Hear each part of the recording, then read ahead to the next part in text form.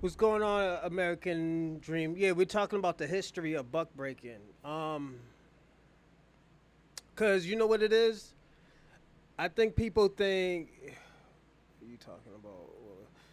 So people only think buck breaking only happened in America, but not knowing the history of buck breaking, it was extremely worse in Caribbean countries. Man, extremely worse. Oh yeah. That's what we're gonna be talking about today. What are we talking about, Willis? Salute, salute. How's your day so far, man? He said, "What are you talking about, Willis?" Give me 1 second, my friend. All right, there we go. What's going on, Rando? How's everything?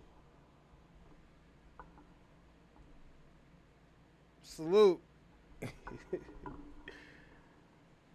Uh, right now, I'm drinking a hot cup of coffee. I was gonna do a show today. The question was, um, it was a Bronze Reaper show. The question was, is damn, I just forgot the question. I was supposed to write it down too. Jesus Christ. But I'll take a shot for you. I'm gonna take a shot for two of y'all today, right now. Since y'all the first two on, I'm gonna take a shot. It's coffee though. It's a coffee Patron. So just a dab, little dab. You know.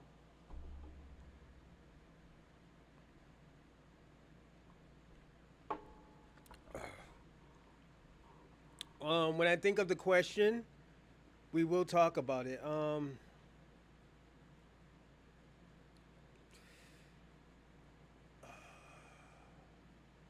Can It was a good question too, man. Jesus Christ. Give me a second. Let me fix this joint real fast. The time, moderation, activity.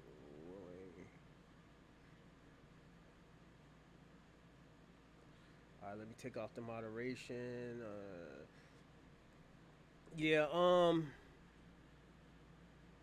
It was a great question too, man. I wanted to do it actually right now, but I was like, yo, I hear a lot of people talk about buck breaking. I've been hearing people talk about it all day this week. So I was like, yo, let me just do a history question. Let me go different. Let me go a different route today instead of like reparations, foundational black Americans, and arguing about, not the same thing, but a similarity of what we are. Let's talk about something different. Let's talk about, why do people actually do leave their countries? You know, that's where I wanted to go. You weighing on the Pan African? Nah, you know how I do in the beginning. I usually just take an hour just to talk to y'all and stuff like that. It's super dope. I like talking to y'all. That's the crazy thing about it. I actually like talking to y'all in the beginning, so that actually gets me like motivated to actually do like another hour or 2 hours. I'm gonna do like a 2.5 hour show today. I'm gonna bring it down. Tomorrow I'm gonna do a 3.5 to 4 hours. So we might get low views, but I don't mind. Don't forget, I haven't done this for a whole week. I'm messing with you. It's cool. Yeah, but I wanted to talk about the Caribbean countries and the Jamaican countries. Um,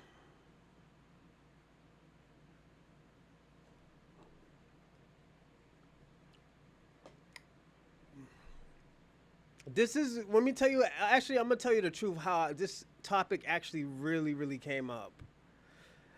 The question is the question that like my head when I when I see things, I'm always asking questions in my head instead of to that person. Like, why is that person doing this? Why is that person doing that? It's like a human nature thing for me. Like watching people's human, like nature. In nature, why do people do this? Why do people do that? You know, why do people are doing all this, and that? So I was watching, was it Afro Elite? And I was like, yo, why is these Africans and these Jamaicans and these Caribbeans always defending white supremacy? Not just white people, but white supremacy.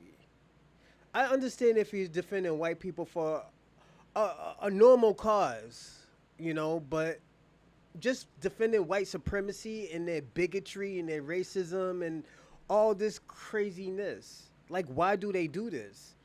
So what I did was, with my how my mind worked is like, yo, let's go back into history and see when was the first time they ever interacted with white people.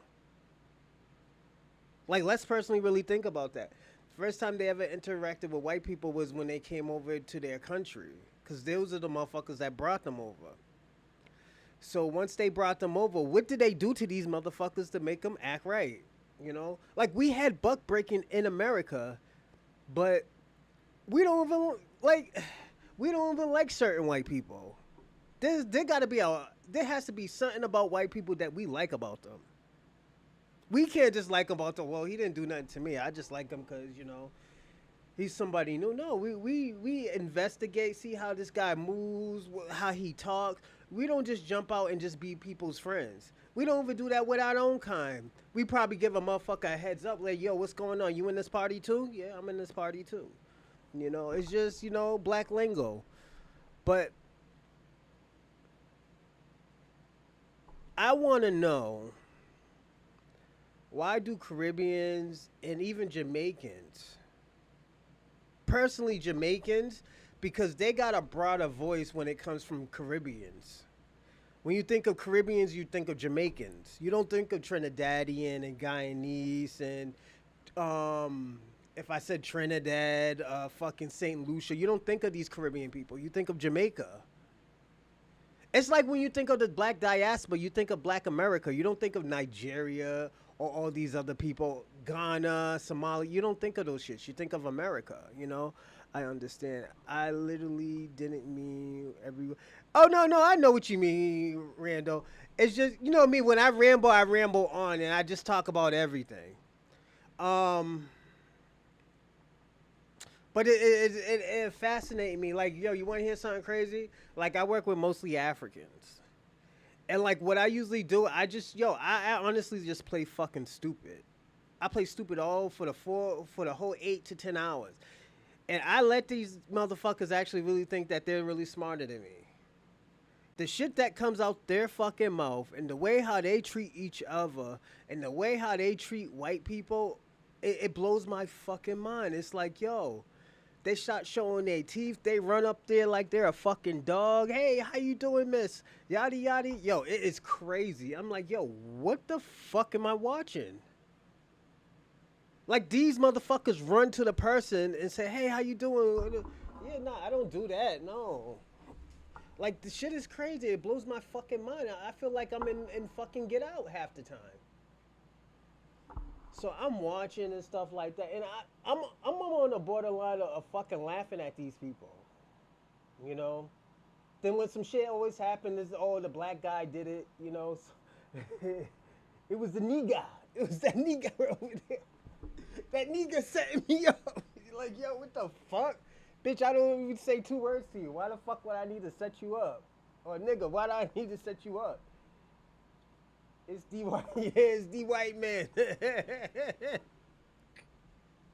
Yo, it's crazy. Like, yo, the shit blows my mind, and you just, yo, you see, Africans are a joke that don't understand. They are, yeah, they. But the thing about it is, it's not that they're not cool people. It's that the shit that they do to get acceptance. You know, when you do shit to get acceptance, it just makes you look fucking crazy. Makes you look fucking crazy, man. Like I always tell people all the time, I always had a problem with that. I always had a problem with that. And my problem was like, yo, Why are you doing the most? These motherfuckers ain't gonna accept you anyways. You know, so it's just because it's white supremacy. Some of these motherfuckers were actually really taught white supremacies and they didn't know how to break it. So that's all they know. That's why when you look at the liberals, they think black Americans and black people don't have fucking IDs. Like, you know how crazy that shit is? Niggas would rather lose money than to lose their fucking ID. Like, I'm being personally honest. How the fuck you think we buy liquor? The fuck?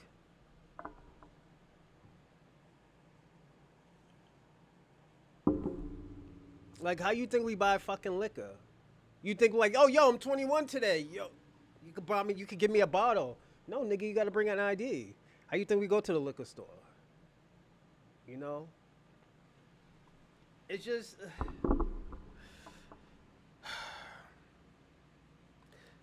this is what I mean. Like, yo, sometimes you just need to learn instead of like talking and trying to invade in people's cultures. Sometimes you just need to sit back and relax and just watch how a motherfucker works. Watch a motherfucker do his thing. You know? I'm just being personally honest. It's just like, yo, you just gotta sit. Like, yo, when there's some African shit happen, or like they making some type of jollof, some weird jollof and stuff, I don't be like, oh, yo, you throw some ham hocks in that shit with some candy, you know, with some, you know, some yams and stuff. Believe that, nigga. I'm not. I'm gonna step the fuck back and let you do your thing, and I just watch and take notes. You know.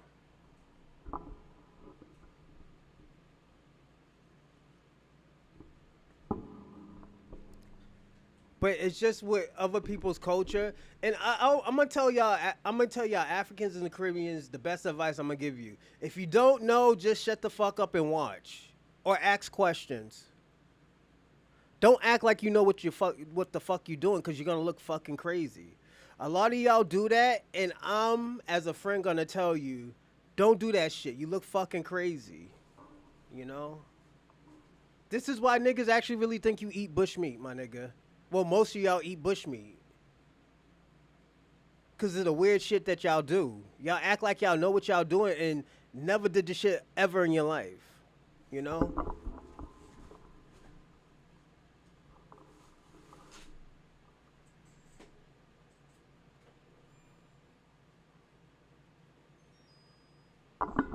You know, it's just this is just me, man. You know, and I'm telling you this just to be a friend. You know, I know I talk shit about y'all, but you know, I do it out of love. Oh yeah, I do this shit out of love, man. Hyena pipe. Yeah, we gotta be. Yeah, man. Motherfuckers think they be eating fucking, you know, lion pie and shit like that. Lion pot pie and shit like that. Niggas really actually think you eat that shit, my man. You know, it's just in Jamaica we think them niggas eat ostrich head instead of eating real eggs and chicken eggs. They eat ostrich eggs, and niggas don't half niggas don't even know ostriches don't grow in fucking America. I mean in Jamaica. You know, so it's a weird situation. But it's just like where I want to know where did this demeanor come from in this Caribbean country? Like, yeah, let me tell you something. To me, I think Caribbeans are the biggest pump fakers of all time. They talk about this warrior class, this and that, and all this other funny shit. He said hyena pole on a hoagie. Oh shit.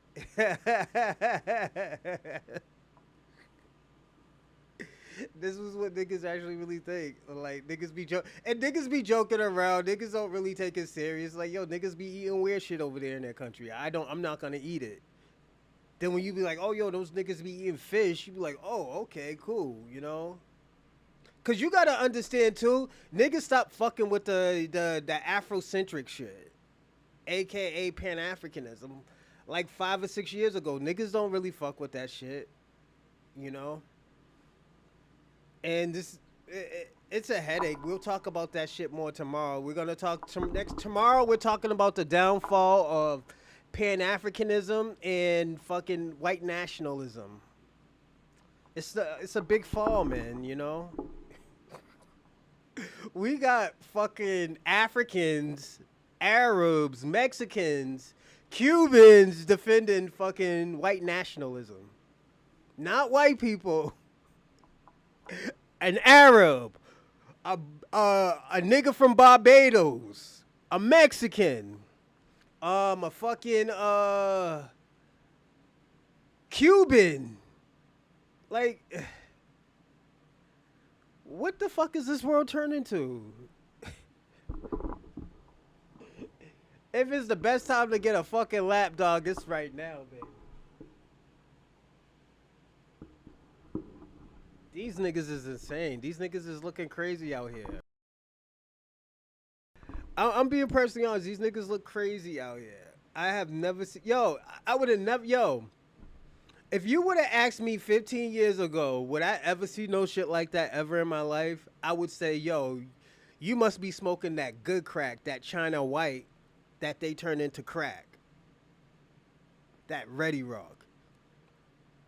We are seeing this now, and half of these niggas don't even do drugs, let alone drink.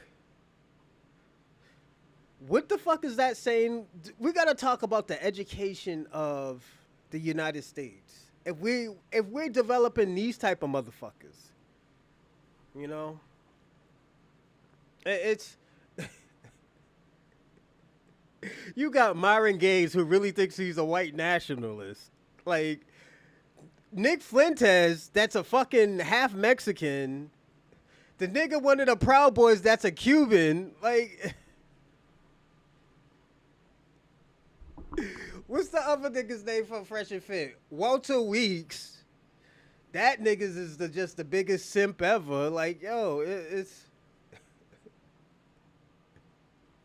Then you got this nigga Charlie Kirk with the perfect ugliest teeth ever. Like, yo, that nigga got dolphin teeth.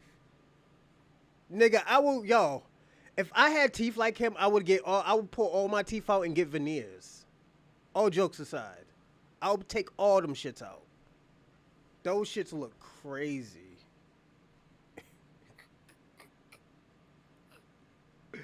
That nigga got the perfect, most ugliest teeth ever, nigga.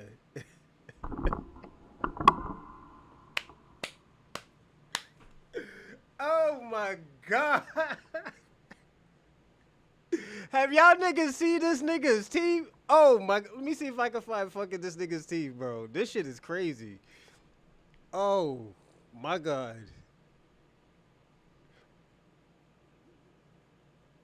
Let me see if I can find this nigga's teeth.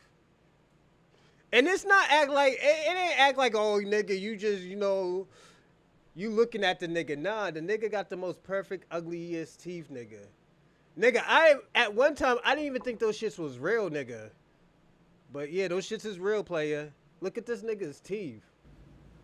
Nigga got Beavis and Butthead teeth, nigga. This nigga, yo, he got Butthead. You know Beavis and Butthead, he got the nigga's teeth, bro. That shit is fucking crazy. The perfect, most ugliest teeth ever. Nigga, y'all niggas think I'm joking. Y'all really thought I was joking, huh? Nah, this nigga got fucked up teeth.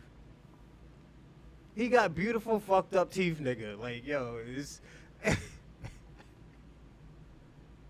Y'all niggas thought I was joking. Nah, this nigga's teeth is weird, nigga.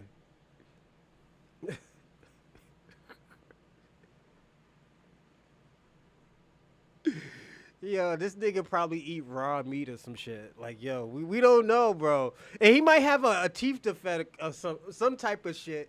And I don't want to shit on the nigga because, his grill is all fucked up, man. But, yo, you need to get veneers, my nigga. I'm going to be personally honest, and I will tell you tomorrow, Charlie Kirk, nigga, you need to get veneers, nigga. That shit is crazy. Nigga. This nigga got Beavis and Butthead teeth, man. If y'all don't know, I'm going to show y'all who Beavis and Butthead is. Yeah, y'all might... This nigga got this nigga's teeth right here, bro.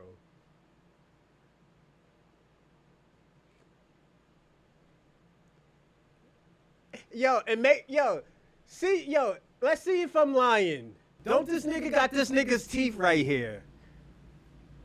Nigga, that's a Charlie Kirk teeth, nigga. Y'all niggas thought I was really high off this. Yo, y'all thought I was really high off of something. Nigga, that's Charlie Kirk right there. Y'all niggas think I'm lying. Yo, look it. Y'all niggas think I'm lying, bro. The nigga got the perfect, most ugliest teeth, my nigga. Is that not Beavis and Butthead, my nigga?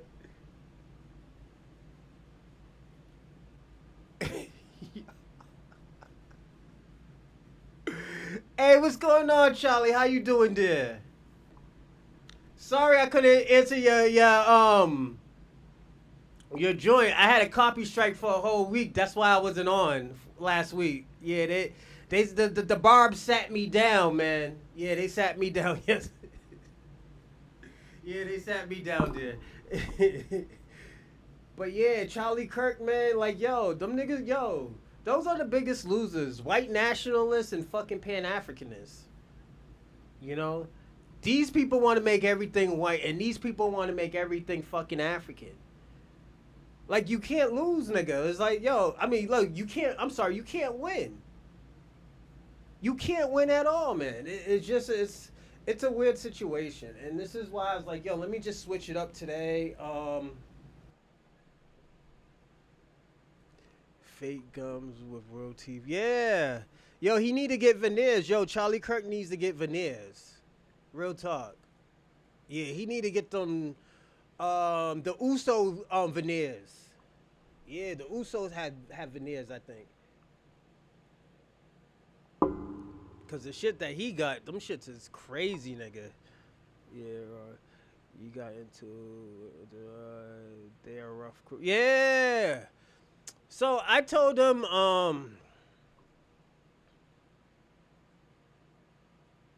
I said something about her husband. I'm like, yo, her husband is a registered sex offender. Oh yeah, this nigga beats up his mother. I was like, did you forget about her brother? Her brother's basically doing fucking life in prison for violating a little girl. Like, did we forget about this? Let me see. Hold on. Give me a second. I wonder if y'all think I was lying. I wasn't even lying. Hold on.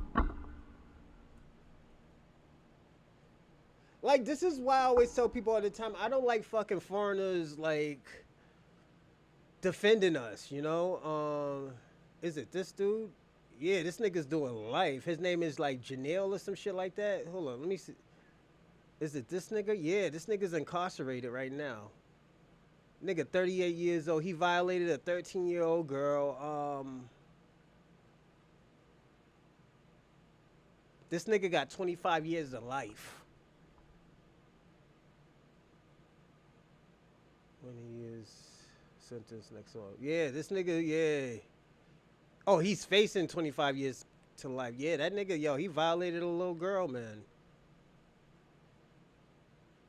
Like, and the crazy thing about it, this is the type of nigga she like, man. It just, she like broken niggas. It's just, let me tell you something. Some famous and some successful people, they like broken men. Like, yo, they could get a good guy, you know, but they'll dump the good guy and they'll fuck with a nigga who ain't worth a pot to piss in. You know, ain't shit nigga. Ain't got no rent money, ain't got no car, ain't got no money again, ain't got no house to live in, ain't got no ain't got no sneakers.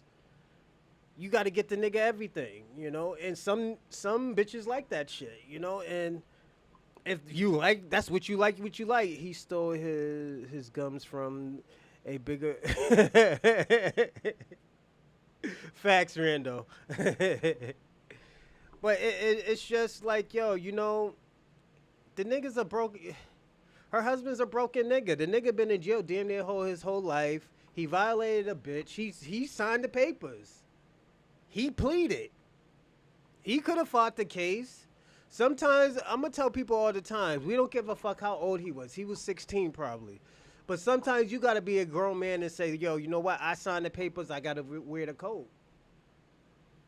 You can't keep on nigga explaining and say, oh, this is why I did it. No, nigga, you did it. It's like, yo, let's say I snitched on somebody.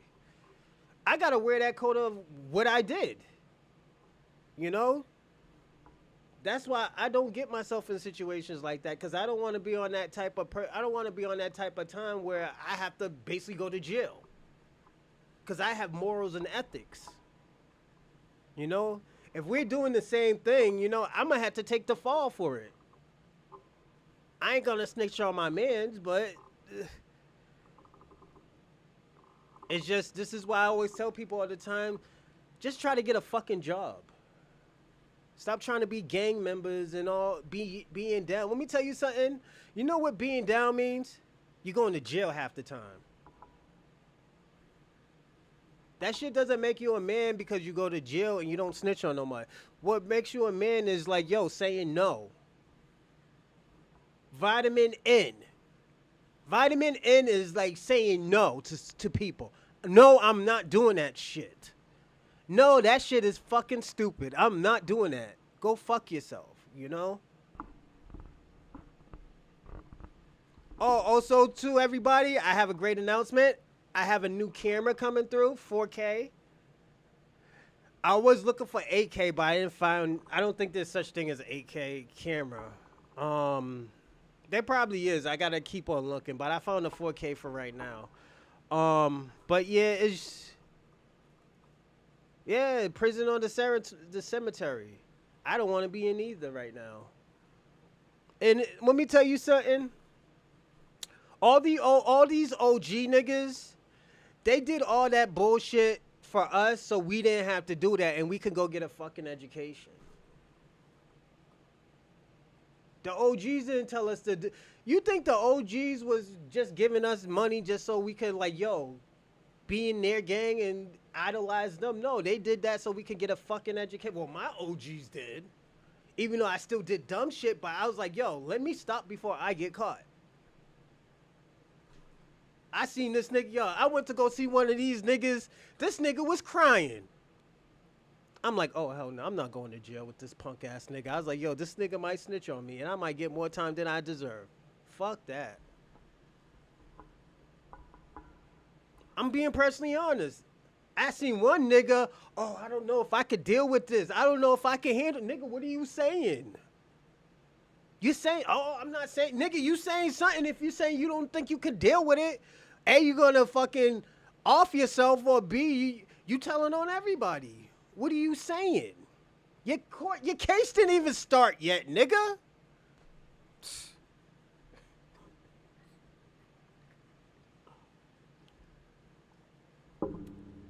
Yeah, Boston is really funny, man. And the thing about these niggas is, I'm gonna tell you something. These niggas, the nigga that I just told you about, the nigga who said I can't deal with this nigga's still in the street, still doing the dumb shit. I wouldn't tell niggas what he said. Niggas will be mad at him and probably look at him a little bit different. Cause he'll be the first one to call somebody a rat and, nigga, you almost folded.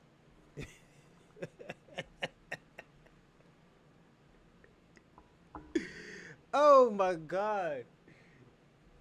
Nigga.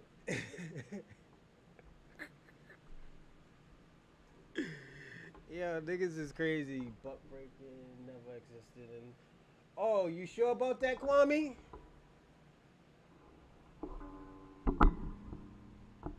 You sure buck breaking and then break? You sure? It happened in the Caribbean countries. Let me ask you a question, Kwame.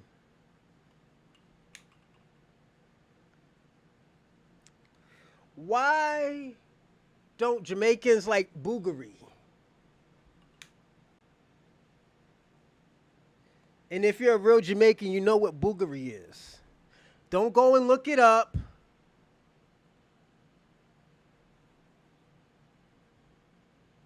Kwame. Why? We didn't even start yet. This nigga's already going crazy. Nigga, why you mad about your dark history of Jamaica, my nigga? Of your ancestors? The fuck? Why don't y'all niggas like boogery? There's a reason why y'all don't like boogery. There's a reason why that lady's crooked wig fell on the floor when the queen died. You know, let's build today. Yeah, Kwame, let's build today. Let's watch some videos. Let's be happy. We're talking about your country today. We're talking about the Caribbean countries. We're talking about the black maroons that helped them get out of the buck breaking era. Let's talk about it, Kwame. We don't want to talk about how the black maroons got their people out of this era of buck breaking.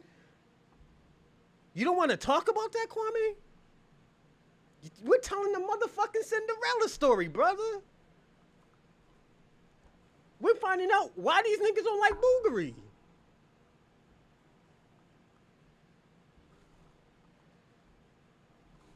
We are tired of having to teach you your own history. You can tell me about my history, but I can't tell you about your. Oh, come on, Kwame. Now he's playing victim. Here comes the victimhood. Niggas pull out the violins. Come on, Kwame. Are we doing this shit right now, man? Are we doing this shit right now? I made 2 perfect shows for you for today and tomorrow. Come on, Kwame. We really doing this, Kwame? We're doing a research show today. We ain't even dumbing out today. We're doing a research show. You know? I'm asking you a question, Kwame. Why don't Jamaicans and Caribbeans like boogery? Why is it illegal in that country? Even though you do have gay activists in your country. Yeah, you do.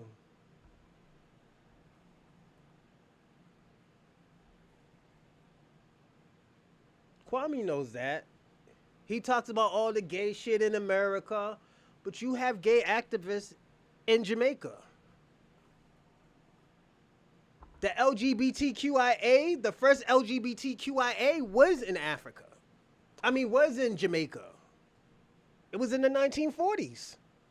Or was it the 60s?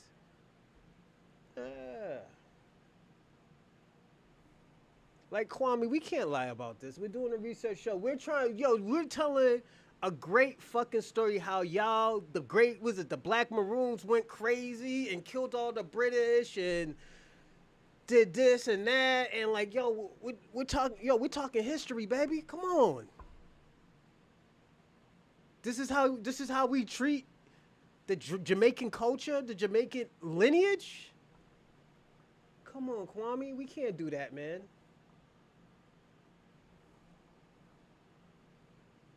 We see what. Give me a second.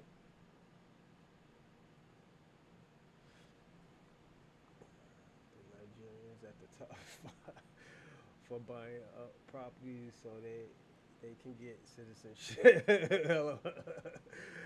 I want to know what they are going to do with the Jamaican. Yeah, they going to Jamaica next. They got kicked out of Ghana. They going to Jamaica. Can you tell it correct? Whoa, lied to This nigga Kwame playing victim. This nigga just pulled a Karen. Kwame, are we doing this? We pulling Karens now, man? We can't do that, Kwame. We talked about niggas. Remember what you said to me, Kwame? Thank you for niggas spitting on. Thank y'all for having niggas spit on you just so my people could come to this country. Nigga, we're talking about all the great things that your country has done. We're talking about a revolt. We're talking about a reason of the revolt. This is why y'all did what y'all did. This is why, they were the last of the Mohegans. Those were real warriors. They didn't run out that country. They didn't run out of Jamaica. They didn't run to one white man to another white man. They stayed right in that motherfucking country and fought for y'all. Then y'all niggas ran to America. Y'all, if y'all ain't the worst fucking Caribbean people out of my whole life, man, nigga, why the fuck would y'all want to run out y'all own country? That's y'all country. Y'all sold the country to the Chinaman. Actually, no. You want to hear something crazy? Like 6% of y'all niggas got Chinaman in y'all. Yeah, some of y'all got Chinese people in y'all DNA. Yup. The Nigerians are taking over the Caribbean.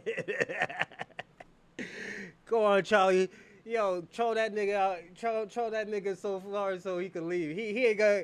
We're gonna see how far. We're gonna see how fast this nigga leaves. Cause you know what? I think Charlie's gonna troll you out, man.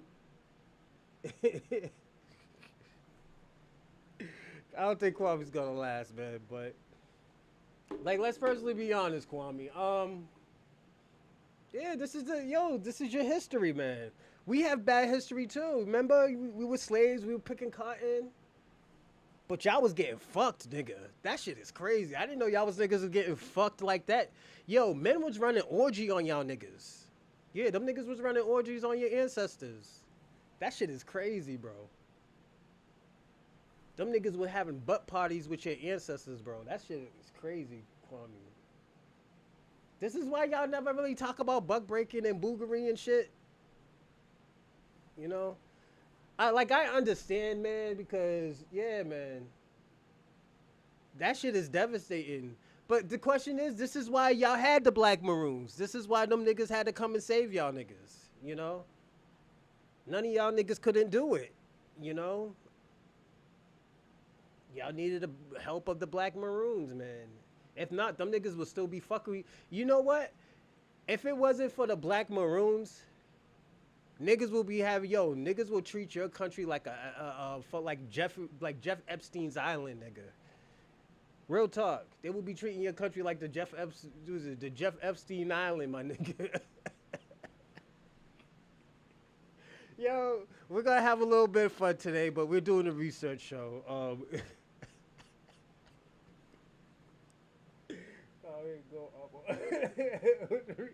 Yeah, man. Come up on the panel and tell us about your history, man. Yeah. Kwame, you want to come up here and tell us about your history while we watch the videos? You know I got videos.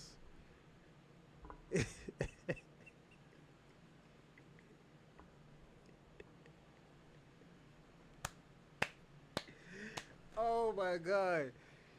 Like I'm actually a real genuine question. Why don't y'all like homosexuality? Why don't y'all like boogery? Like black Americans, we just stay away from this shit. We was like, yo, fuck that. I'm out of here. That's not my shit. Y'all will kill and fight a motherfucker over that shit. But y'all love the white man. I don't get it. And those were those niggas who was running orgies on y'all asses, nigga. That's the crazy part. Like y'all, when y'all come over here, y'all niggas is like what's his name? Brian Donos. Yeah, man. Oh shit. The Jamaican Maroons sold y'all niggas out? Oh shit. They signed I'll be good master treaty. Yo, Kwame, them niggas is crazy. Yo, they roasted you in the live chat, bro. You gotta defend yourself, Kwame. Don't make this like 200 years ago, 200, 300 years ago, my nigga. You gotta fight back, man. You talk about fighting black Americans all day. Y'all talk shit about black Americans. Hey, they lighting you up. They're lighting you up on the chat right now, man. I start the shit. But yo, real talk, bro.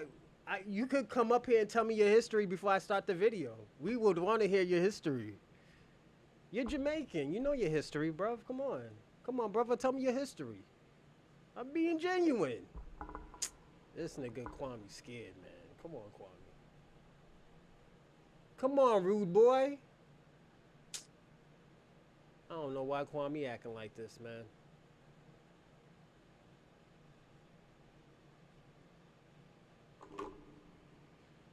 Yo, I'll let you come up on the panel, Kwame. Oh, this man, he's mad at all of us now, man. I don't know who did it. Y'all made Kwame mad. You know, you know, Kwame, they just joking with you, bro. It's nothing to be mad about. You know, but yeah, it just shit like that happens, Kwame. You know, sometimes niggas have dark histories. You know, you think? Let me ask you a question, Kwame. Your independence is only 63 years old. My grandmother's is older than your independence. You're damn near the same age as your independence is the damn near the same age as my father. So that shit is saying something. What is it, like 63? Y'all like 63-year-old in independence already. You know, but it's just like y'all have a dark history. Everybody has a dark history, Kwame. There's nothing wrong with that. You know, Africa has a dark history. They sell each other out. You know? Needs a cigarette after that buck breaker. Oh, shit.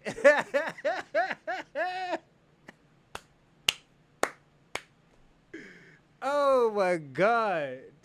Reaper. Yo, everybody does got a dark history. You know, you hear about our dark history? Motherfuckers beating, violating us. Then they don't tell the full history. Like, yo, niggas was fighting. Niggas never told us that, yeah, niggas was fighting for the past 250 years. They just think everybody just submitted. You see how fucked up everybody tells our story? Then once we start telling their story and we're about to watch videos on their story, here they come. Oh, you can't be out here lying and yada yada yada, nigga. I'm asking a question. The question is, why do y'all hate Boogery? Why do y'all hate Boogery? If you don't know what Boogery is, it's homosexuality. That's what they call it in the Caribbean islands. But the thing about it, they had an LGBTQIA movement, and I think in the 40s or the 60s. When I was doing the research, I'm gonna give you the man's name. Give me a second, all right? If you think I'm lying,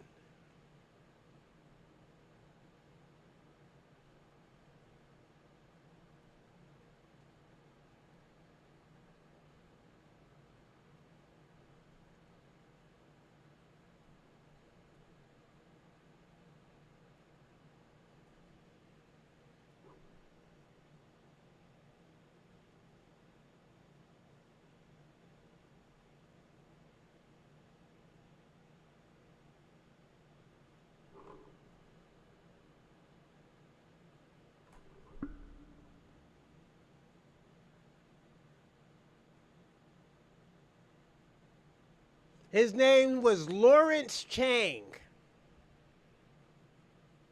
who co-founded the Gay Freedom Movement, the GFM, in Jamaica. This shit is old. Y'all gotta understand, this shit is older than the LGBTQIA community. 1977 when this shit was created.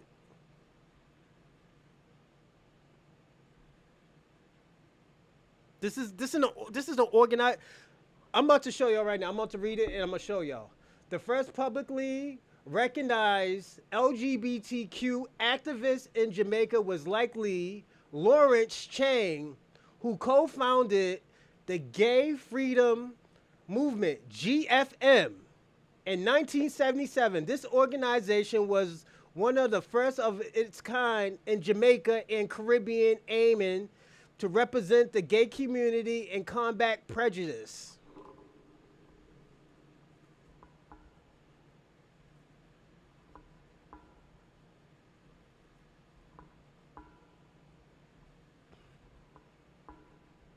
This shit is crazy. Like, this is what I'm gonna say this. And there's more founders. Hold up. Founded in 1977 by Lawrence Chang, Michael Davis, Gary Mitcherhead, Father Joe Owens, Clive Wilson, and Winston Witter.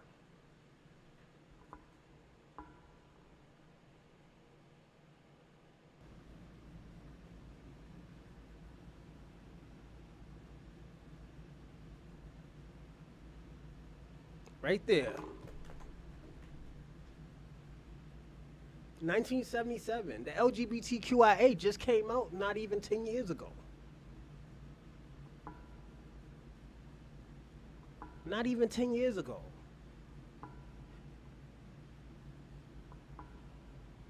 And I'm not kicking. And the thing about it, I'm telling you, I'm sure in the Caribbean countries, there's nothing wrong with these people fighting for your country. These people stayed in their country and fought. They fought for rights for gay people. We talk about all the gay shit that happens, all these gay activists in this country, especially Kwame.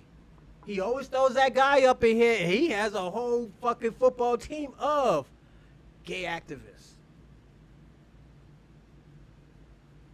What does Kwame have to say?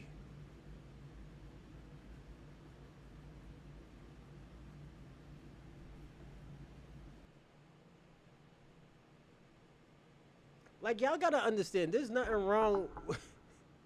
And the thing, I'm sorry if I'm laughing, but this is one of these things where you find out the nigga who always talk about gay shit, the niggas who's like, yo, fuck them gay people, da da da da da, and you find out them niggas is getting their dick sucked by a nigga with a lace front. This is one of those type of things, one of those laughable moments.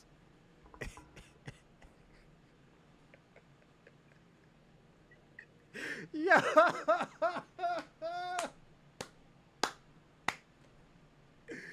Oh shit. So the question is, was Jamaica and the Caribbean islands was the first LGBTQIA country? Was it the first? Was it the first country? We heard that there was butt breaking there. We know that there was it LGBTQIA activists in the 70s. It's saying something, you know? You know, and there's not. I know Kwame might be a little bit embarrassed of his country, but there's nothing wrong with it. I don't think there's nothing wrong with it. Nigga, you're Pan-African. There's mad gay people in Africa, nigga. You serious? Have you been finding out that there's mad gay niggas in Africa?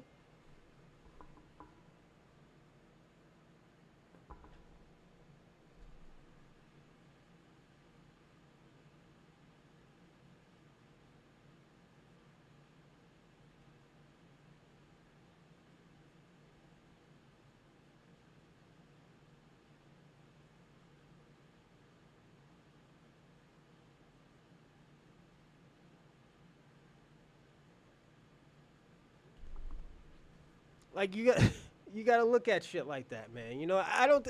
I've been telling you, I don't think there's nothing wrong with it. I think it's wrong when people try to manipulate the fight in for your own benefits. I think that's wrong. Yes, absolutely. I think that's wrong. You know.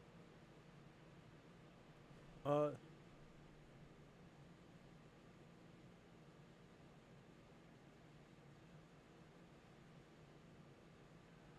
but you know, you want to watch the first video? You know what? Everybody, let's watch the first video. Oh shit.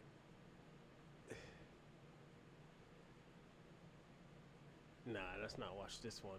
You know what? I haven't even watched this one yet. I'm gonna watch this one though. This nigga was mad.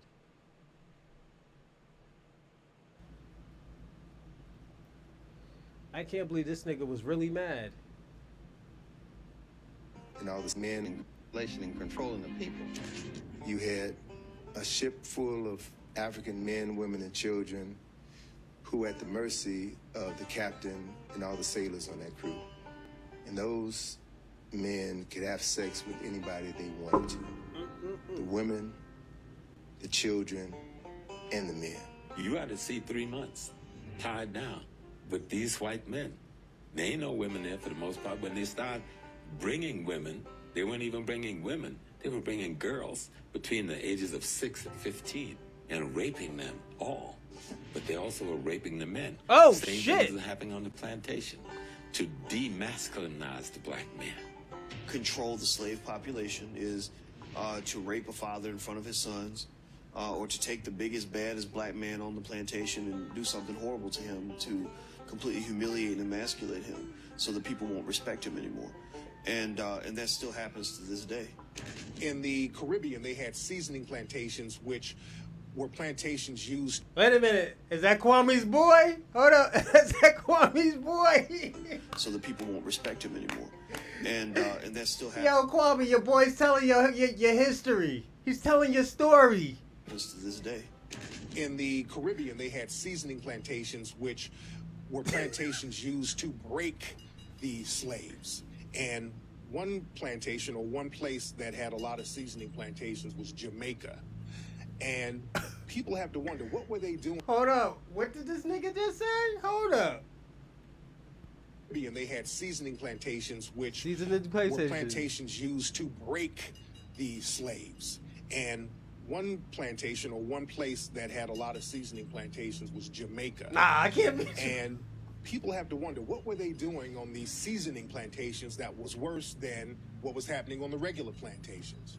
Well, one thing that they were doing on these plantations, especially in Jamaica, they were doing a process called buck breaking, where the white supremacist slave owner or the white supremacist overseer would literally rape black men in front of the whole black population in order to break his spirit, in order to break him down as a man, in order to show dominance against him, in order to show the rest of the black population that this is not your leader. I just made your leader submit to me sexually.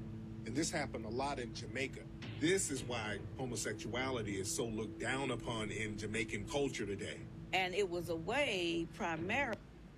Remember that question I asked? Why do they hate boogery? Why do they hate homosexuality? Listen. Black population that this is not your leader. I just made your leader submit to me sexually. And this happened a lot in Jamaica. This is why homosexuality is so looked down upon in Jamaican culture today. And it was a way primarily. I was not a lie. Cutting down those I will never tell a lie.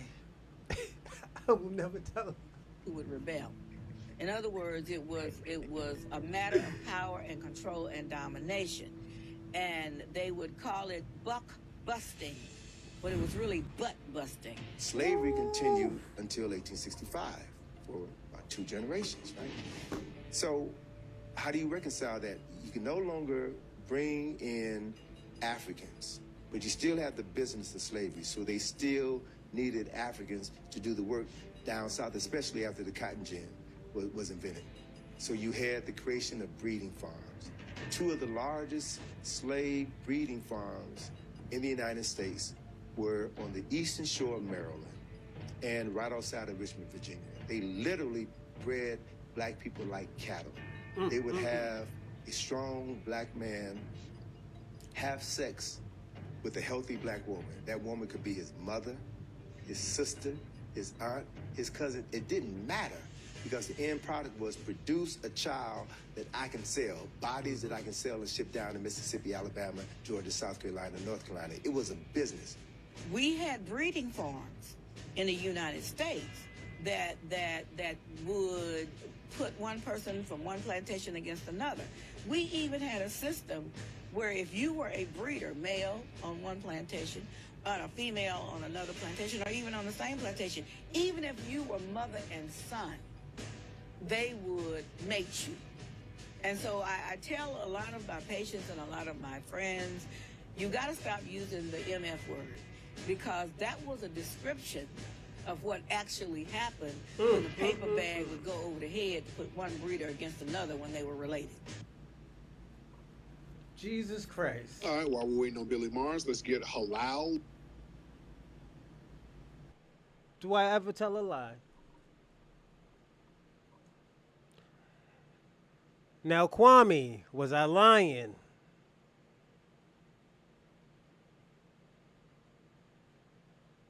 I asked the question. You did not want to answer the question, so we had to get the answer.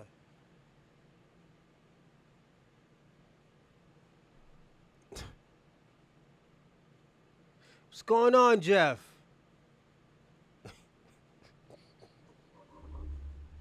Salute, Jeff.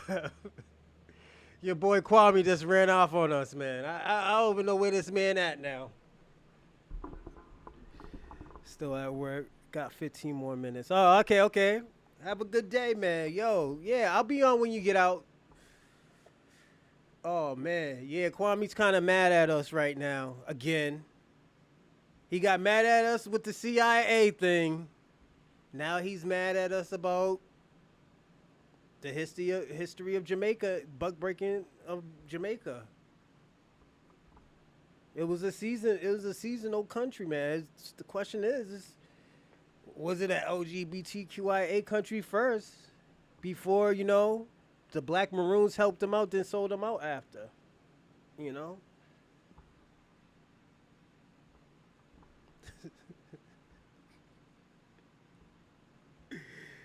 Kwame, I hope you're not too bad.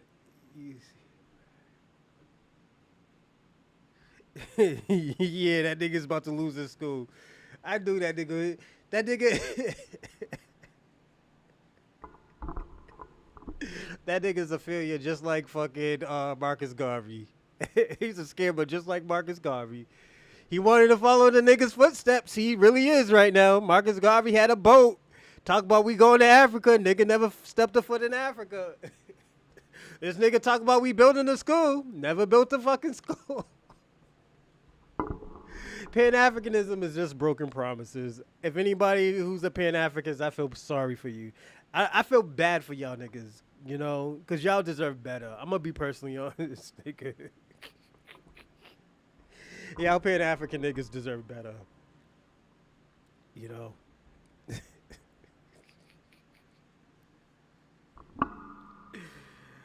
Oh shit, Dr. Uman's about to get hit by the feds. Yeah, I think so. He was spending that fucking money, man. He's about to be in there with Brother Polite and Dr. York. Oh shit, you found you a new kingdom, Dr. Umar. Prison, nigga. Jesus Christ. Jesus Christ. All this bullshit these niggas be coming on my page talking about, oh, yo, Pan-African is doing this, Pan-African is doing that. We helping niggas doing this. Yo, y'all niggas is crazy.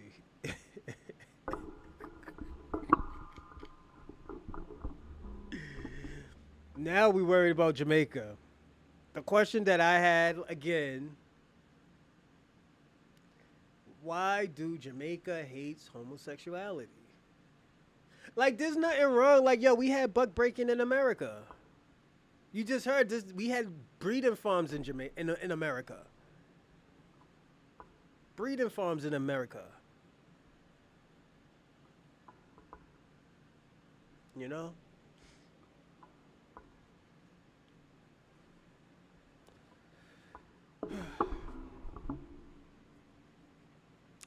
I always tell people all the time, oh yeah. Sorry, everybody.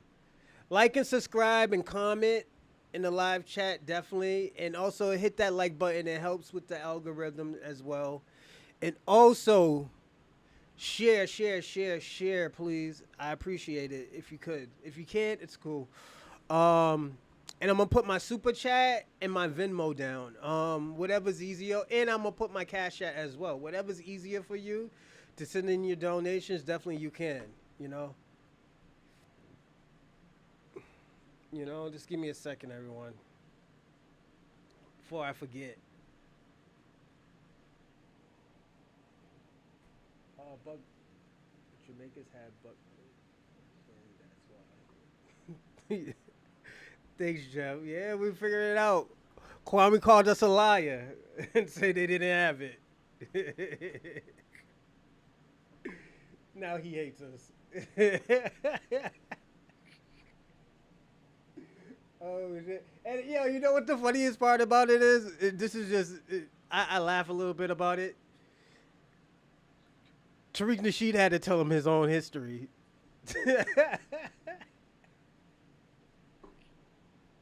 How this motherfucker you dislike telling you your history? A scholar.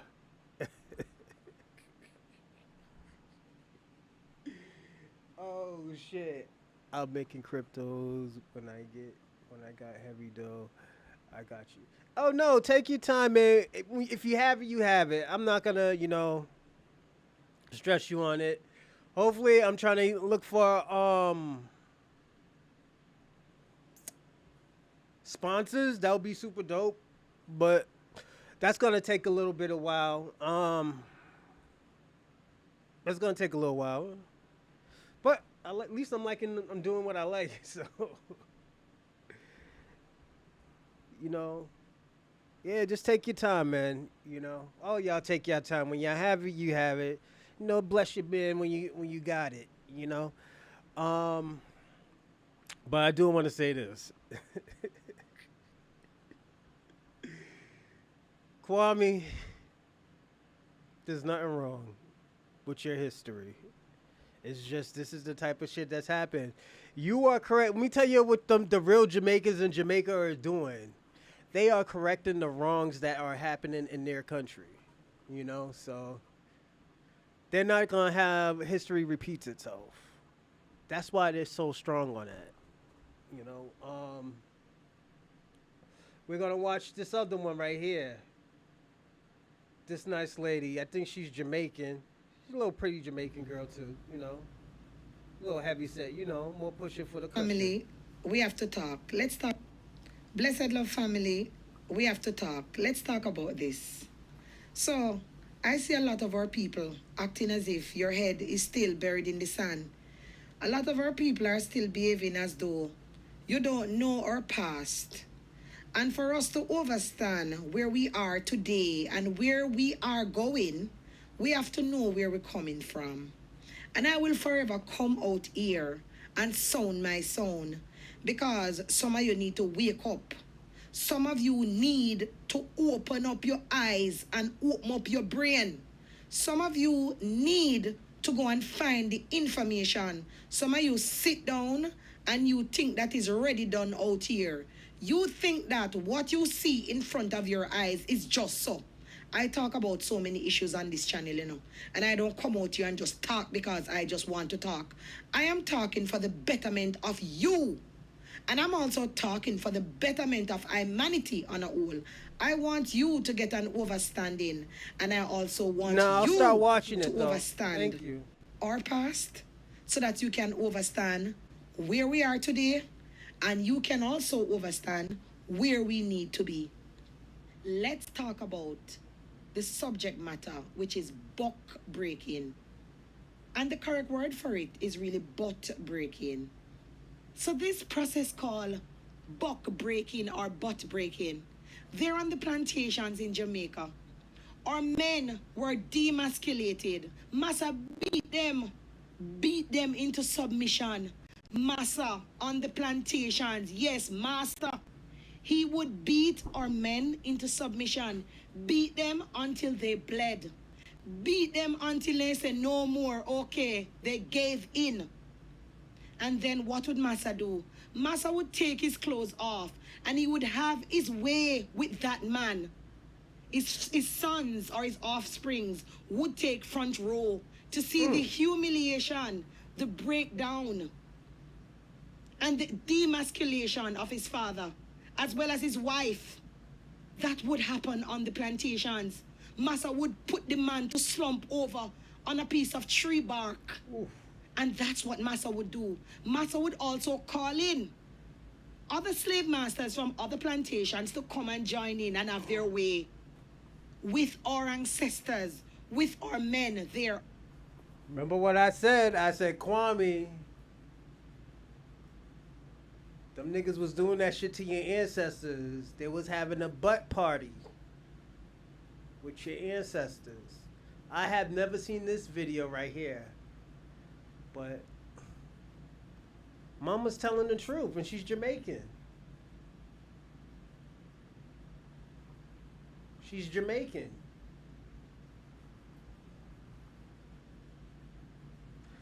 This is why I've been told Jamaica and just Caribbean people, them damn grease, nasty ass randos. Yeah. They're into the gift giving. if you know what the gift giving is, you understand what I'm talking about. Till this day, people still celebrate it.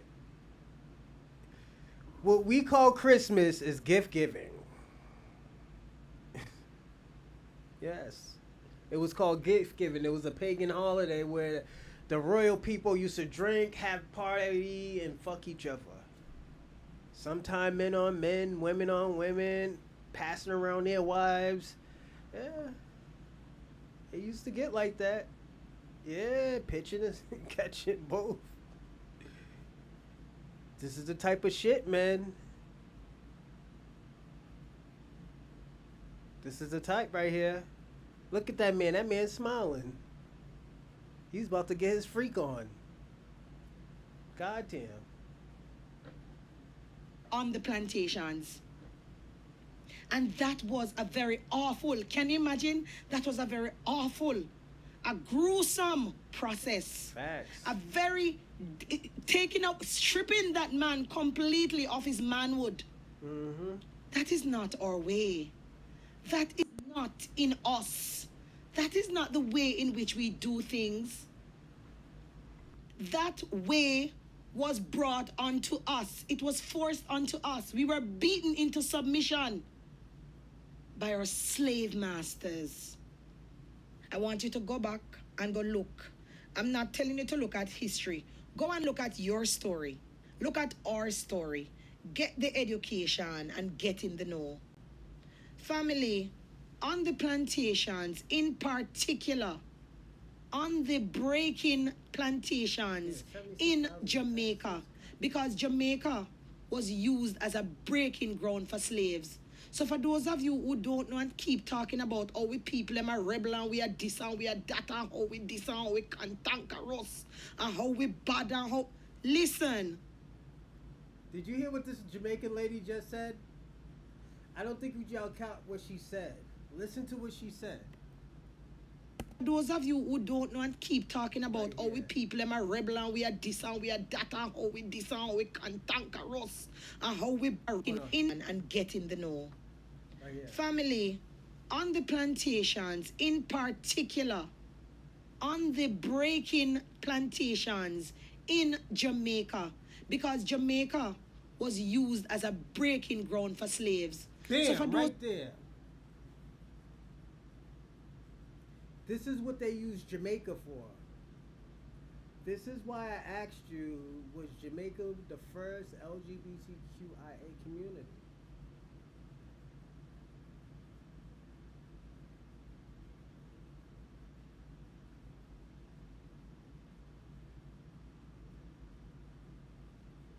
These motherfuckers was out here getting their freak on.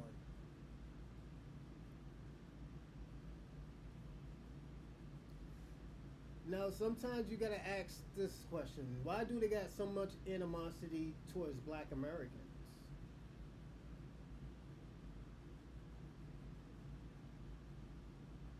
Now, Kwame, I'm glad you popped back up. Why do you have so much animosity against black Americans and this shit happens? We fought for y'all to come over to America where this shit wasn't happening no more. Where you could get treated equally. You talk, and this is what you do. You talk about us getting beat, dogs getting sicked on us getting sprayed with water hose, the whole 9 yards. But we look at your deep, dark history of Jamaica.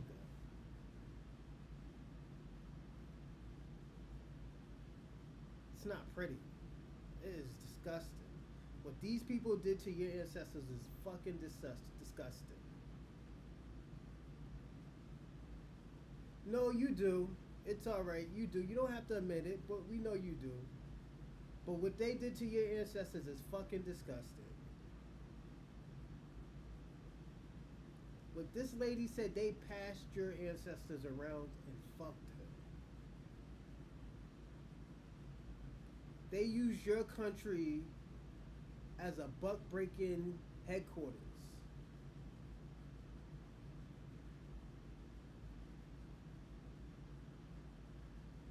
If that happened to my ancestors, I would have animosity against those people too. But what you and other people do when they come to this country, y'all have animosity against the wrong people. You comply. You comply with your enemy. You befriend your enemy.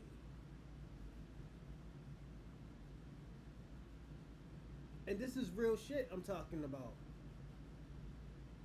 You said, oh, let me tell you something. This shit is fucking sick. But I would never make fun of this shit like this. I can. But before I try to ridicule you about that, I'll be like, yo, this shit is sick, man. But at least those people in your country, they are trying to do something. You over here, you came over here to America with already a plate and a fork, my nigga. While them niggas is trying to get food in your country. That's fucking, let me tell you something, Kwame. The shit that y'all niggas do is fucking sick. And the reason why I say it's fucking sick, you come over here to another slave master, you befriend this other slave master, the people who has the same genetics, DNA, and the ideology as these motherfuckers that was fucking your ancestors. The people who still have the same ideology. And I'm talking about white supremacy. I'm not saying all of them, because let me tell you something, y'all do got white Jamaicans in your country that'll ride or die. But you gotta understand, Kwame, you turned us into an enemy. We try to be y'all friend. When y'all came over here, y'all talked crazy about us.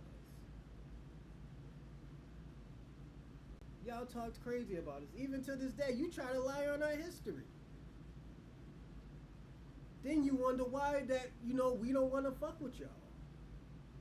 We wonder why, like, yo, why are y'all in our spaces if y'all don't even like us like that? Let me tell you something. If you're trying to do good with us, you have to. I'm sorry, can you hear me? I'm going to say this. I'm going to start over because I don't think y'all can hear me. But I'm going to say, what this shit happened, because I don't think y'all can hear me, this shit was sick. This shit is sickening. The shit that we seen, Kwame, I feel bad for those people who are still even in that country.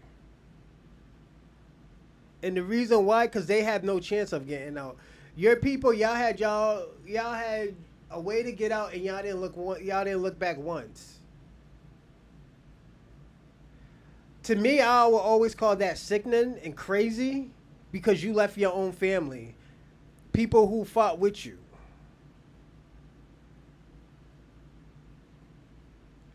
That's why we always look at Jamaica and be like, yo, what the fuck? How y'all talk about y'all warriors, y'all this, y'all that, but y'all left y'all country in a bad situation. I look at anybody who leaves their country in a bad situation like that.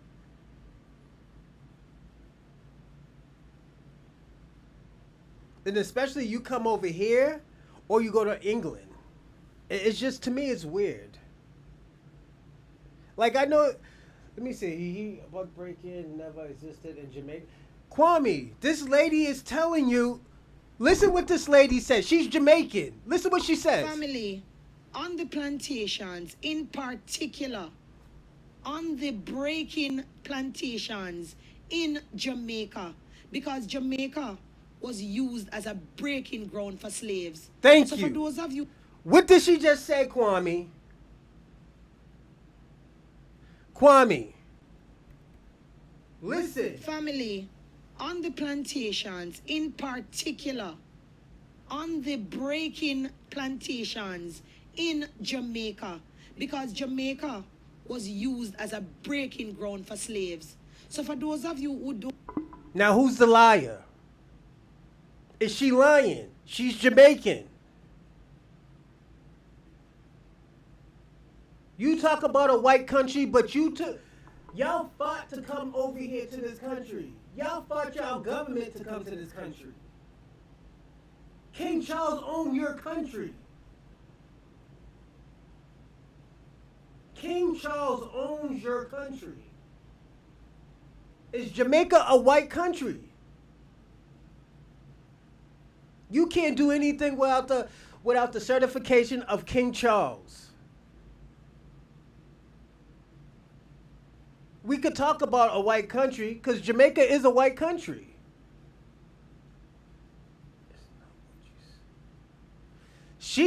Kwame.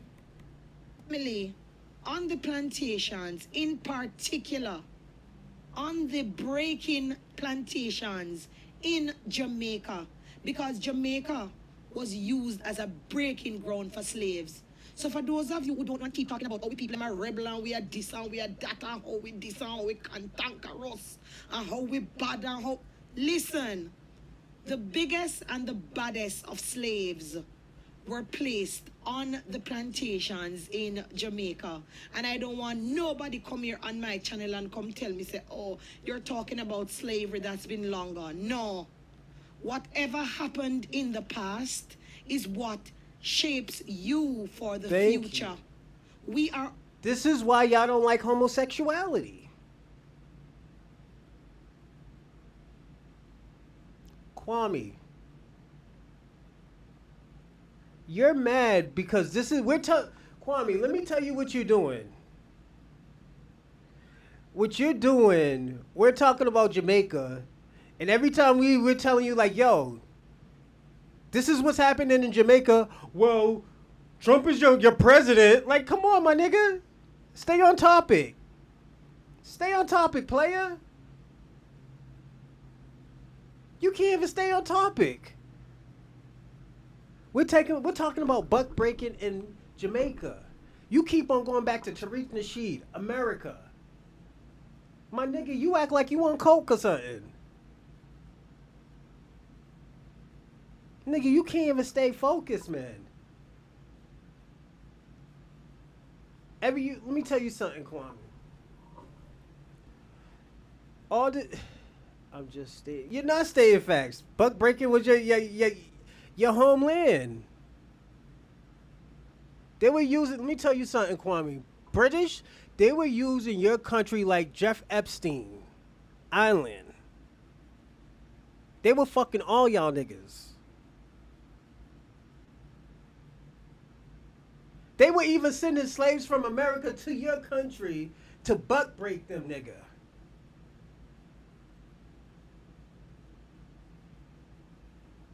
I'm being personally honest. That's facts. You said let's talk facts. That's facts. You talking all this crazy shit about black Americans. So, but once we, and hold on, and we let you talk that shit, and you know why? And we stay on topic. Now we talk about your country. We're trying to say, yo, what is the reason why they don't like boogery?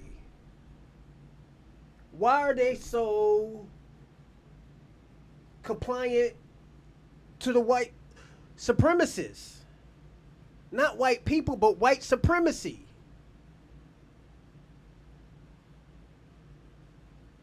But it's because what they were using your country for. That's why y'all don't like Bati Boy or Chi Chi Man.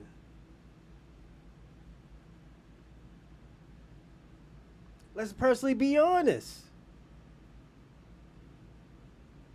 You don't think they were fucking your ancestors in Jamaica? We fought white people. No, you didn't. Y'all was getting fucked by them, nigga.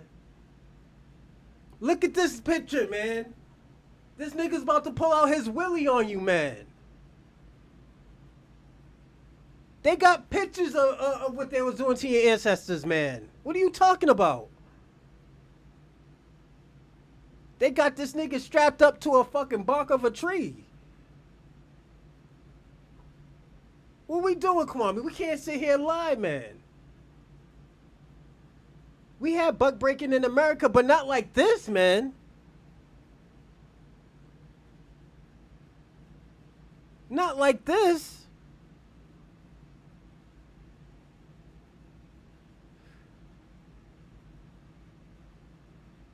Kwame, y'all didn't get those shits until the 1960s, my nigga. You could talk about all that shit, but y'all didn't get that shit until the 1960s, and 10 years later, y'all ran to America. So those treaties don't mean shit, nigga. Let's personally be honest. Those shit, it doesn't mean shit because you're in America. The fuck the treaties mean, and y'all still ran.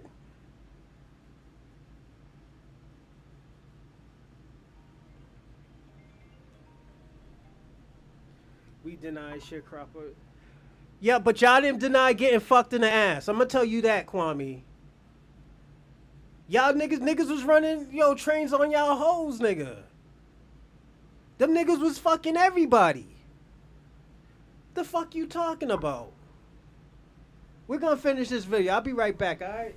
All suffering from post-traumatic slave disorder, whether you want to believe it or not. We as a people have never healed from the ills of all these atrocities that was inflicted upon us as a people.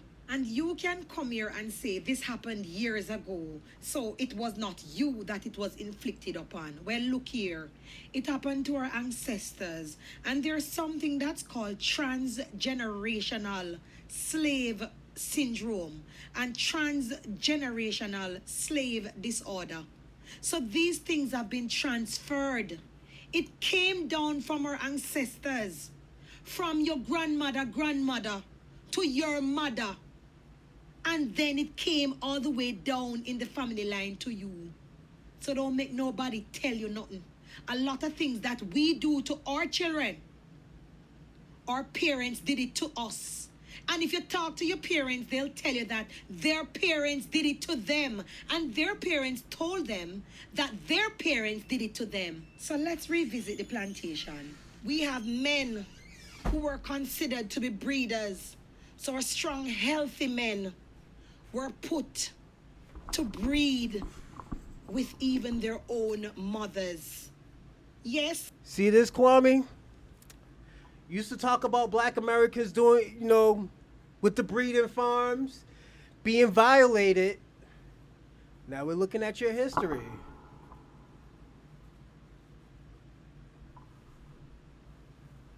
Your history was OD'd with it. You was messing with the freaky deaky British people, the Brits, and the Spaniards, because that's why you got Spanish Town.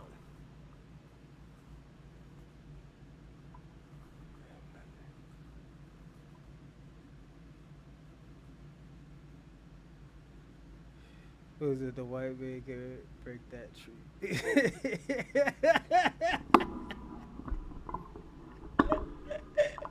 Oh shit. Yo, Kwame, I only stepped out for like 2 minutes, bro. You already going crazy. What is not what you said. Yo, Kwame, this is the shit I'm talking about. This is what's been going on in your own country. This is why this was a research show today. The reason why this was a research show today is because I was tired of the talking points where people used to talk about the most fucked up thing about black America. But now we going in everybody's dirty laundry and we're figuring out this is what's happening in the Caribbean islands. This is why they kept us out of the Caribbean islands, because you know what? We already had a taste of blood. We already started killing people. Y'all didn't start killing people. This is why they were fucking y'all. This is why they were getting busy. This is why y'all was scared to get mad at white supremacists. The Willie Lynch letter. This book. Where's that book at? No. Damn, I can't even find that book now. When I find the Willie Lynch, I will put it in the display. I would want y'all to read it, but the Willie Lynch. That's why y'all was like that. The Willie Lynch letter. They taught you how to control a slave. But you know who they practiced on first? The Caribbeans. It was fucked up. very fucked up. But this is what I mean, Kwame. You talk shit about black people all the time. You talk about the Caribbean this, the Caribbean that. Caribbean never had this type of history. And when my mind just starts to wander, like, yo. And I'm just watching y'all mannerism, just a, what is it? Laws of human nature. Just watch them like, yo, why don't these niggas like gay people? Black people just stay away from them. If we don't want to fuck with them. These niggas just go OD with it. Why is that? I started doing research. Give me a second, everyone. Give me 30 seconds, all right? I forgot to send this off.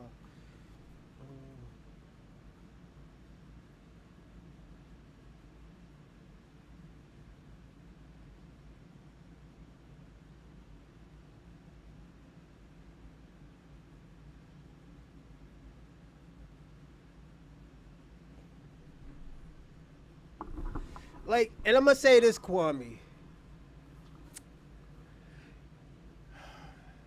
You talk about that gay activist all the time in not Massachusetts, in the United States. But look at the people that you had. You had a whole football team. You had a whole hockey team of members. They were in New York Times. They got safe havens in Jamaica.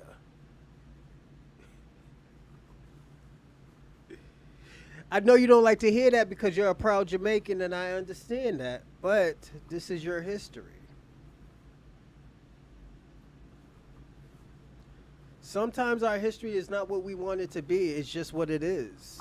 Sometimes you just got to accept what your history is and just learn from it. As the lady said, it shapes who you are. Listen. The plantation. We have men who were considered to be breeders. So our strong, healthy men were put to breed with even their own mothers. Yes. Just like in they America. Would put brown paper bags over their heads. They would flog them into submission. They'd put them to breed with their sisters. They'd put them to breed with their cousins. What is that again? Incest. That is incest. Hello. You need to wake up and you need to smell the coffee. I tell you all the time that some of you are walking in your sleep. The information is there. And I must admit that a lot of these things were not taught to us in school. I was very passionate about history, and I studied history in high school all the way up to sixth form. I did history because I really wanted to delve more into this. And as such, I came out with A's for history.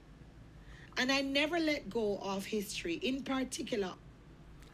The thing about it, Randall, we can't control how history acts. Africans sold Africans. How you think that whole, those 13, 14 million Africans went all over North and South America? It was Africans. But the thing about Africa and the thing about these Caribbean people, they never they never make them take accountability. They always talk about, let's go back. Why the fuck would I want to go back to that fucking country? That hellhole. That country, let me tell you something. That's not the white man that did that to that country. That was their ancestors. Their ancestors destroyed Africa. Europeans didn't destroy Africa. Their ancestors destroyed that shit.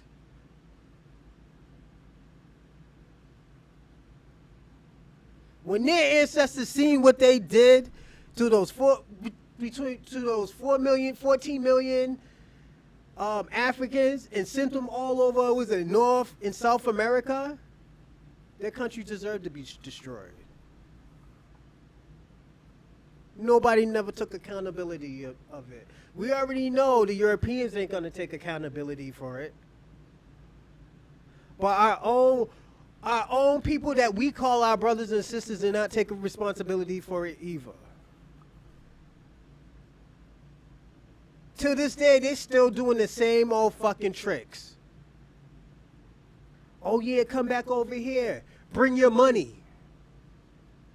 Help us build. Help you build what, nigga? So you could kick me out again?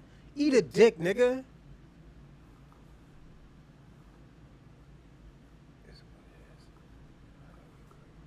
Yeah, we gotta live with that. We gotta live with the mistakes that our ancestors did. But some people play stupid and act like, oh, yo, let's go back to Africa. This is why I say this Pan-African shit is fake. It's stupid. We're watching the, I'm going to say this, we're watching the greatest downfall of anything. White nationalism and fucking Pan-African movement. This is the greatest fall of all times. This is greatest fall than the French.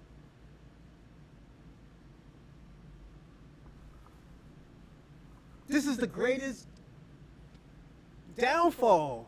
I'm loving this. You know why I love this so much? Because they think they're actually really doing something, and it's so sad. They, oh, yo, we're regrouping, we got this master plan. Let me tell you something. They had the same master plan for the last 80 years, my nigga. And they still are nowhere. They're still at the same spot. They're still at the same spot.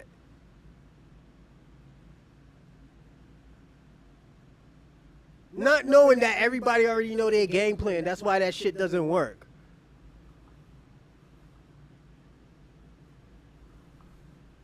Why you think the real Pan-Africanists are staying out and saying like, yo, yes, I am a black American, I'm FBA, and I have the ideology of a Pan-Africanist, but I understand what black Americans are doing. They need to do that. Professor Smalls, he said that, and he's a Pan-Africanist. He said, I understand why black people are doing that. It makes sense for them to do that.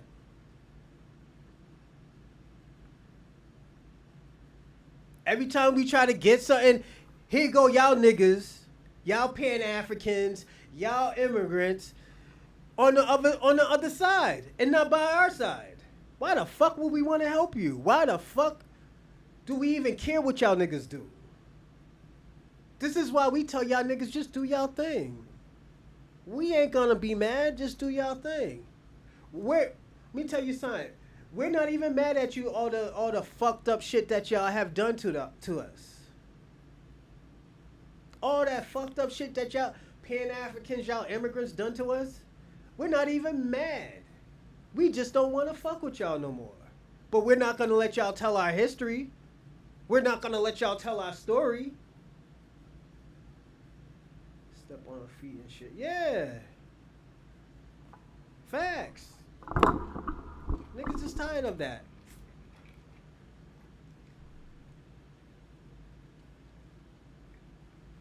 Let me ask you a question. And I probably asked this question before. Why don't the Pan-Africans, why don't the African ask all these other people that they were siding with to help them? All these people that were on, all those people's, that their side that they were on, why don't they ask to help them? What's going on, E. Will? Oh yeah, it's shine time right now. Kwame's mad because he's not understanding all this bullshit that he is doing, all this shit that he talks about Black America and Black Americans and foundationals of Black Americans that he takes for granted, and he thinks it's funny saying that, oh, thank you for getting bit by dogs and sprayed by water holes and being violated and all this crazy shit that he was saying online. That, you know what, we're going to look at his history. We got to see how his history is and why he is the way he is. Why are these Jamaicans, these Caribbeans, these African are the way they are? We're starting today seeing how why these Caribbeans have this animosity against Black America. Why?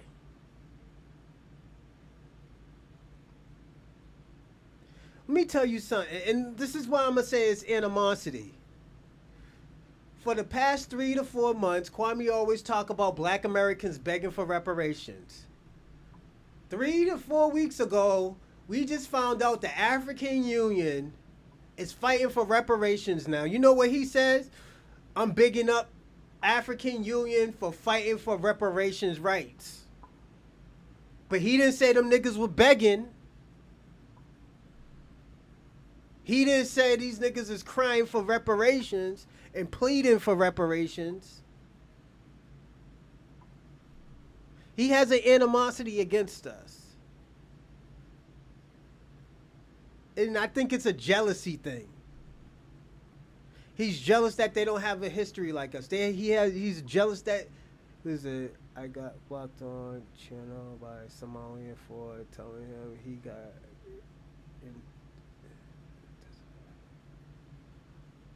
Oh no! You might want to make a new account.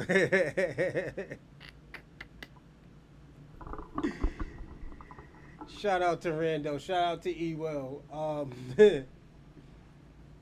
But yeah, this is your history, Kwame. Our story. So I have got a lot that I have come to know. And that's because of my passion. And that's because I really want to know the truth. And I really want to know what is written about us, our ancestors, and what the truth was. So family, this term of butt breaking or buck breaking, this was homosexuality on the slave plantations. Mm-hmm. This was massa beating our men into submission so he could have his way with our men. Mm-hmm. And have his friends come in and join into this party. And it was done mainly on the plantations in Jamaica. A booty so party. You can see why our Jamaican people so-called rebel when it comes on to this. Because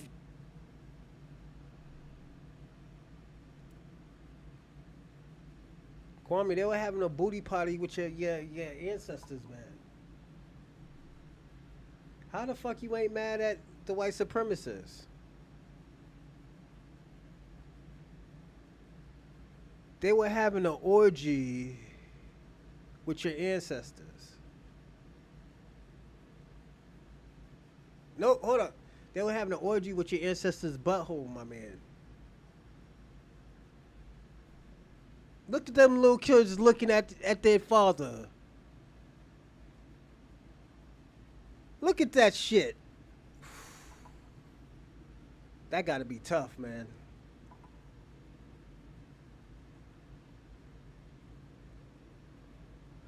And this is what I'm gonna say this. All this warrior shit that y'all talk about.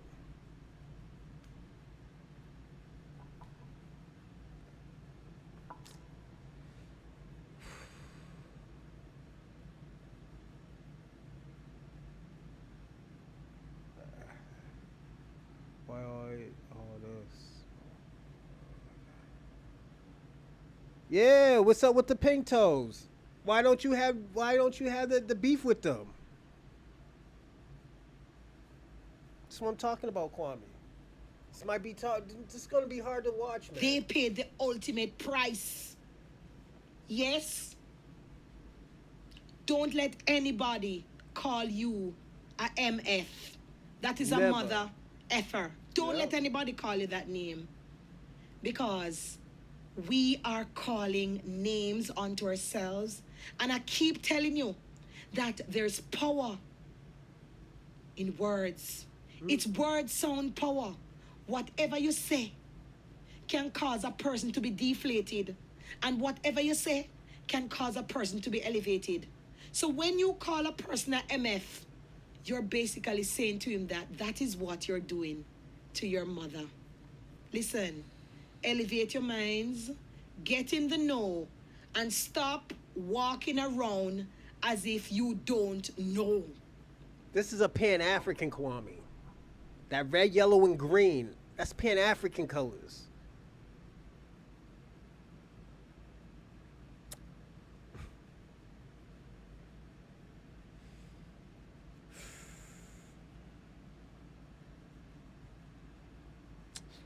I'm gonna say this, and I'm gonna go on to the next one.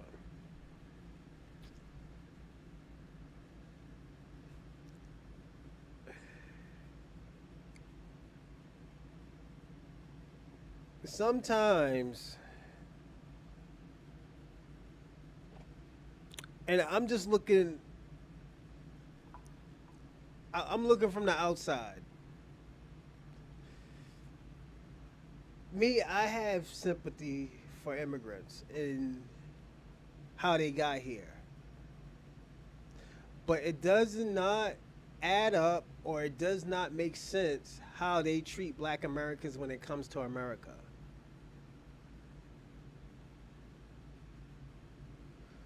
Every time y'all see these white supremacists, y'all bucking y'all motherfucking teeth at them. Y'all bucking y'all fucking teeth at them. The Myron Gaines, the Brian Donalds, the fucking Walter Wheats, the Nick Flintez, the Phil Andersons, the Philip Andersons. This shit is crazy.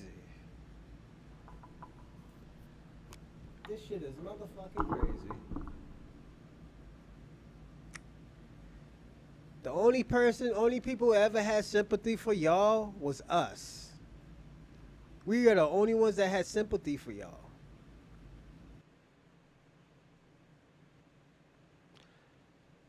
But y'all disrespect us all the time. All the time. Now it's time to wake up and smell the coffee. You're with us or you're against us. If you're against us, you want to do the Pan-African shit, stay out the way. Stay out the way. And we will stay out your way of what you're doing. Don't come over here trying to manipulate things. You see how this show was supposed to be a research show and this shit just went left. He already talked about us sharecropping and stuff. That shit went left after we show him his own history. I just had a question. That's all I had to do. I had to ask a question. Why do they have this so much animosity against us? Why do they hate gay people? Why do they always try to be on the side of the white supremacists? Why do they have their ideology? We're finding this all out in an hour and 50 minutes. In an hour and 50 minutes, we found this shit out.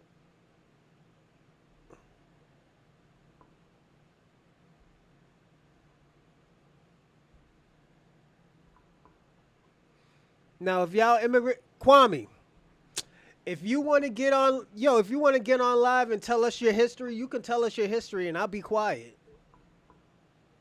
I might ask a few questions, but I'm not going to say you're wrong or you're right. I'm just going to listen. You could tell us your history. Would you like that?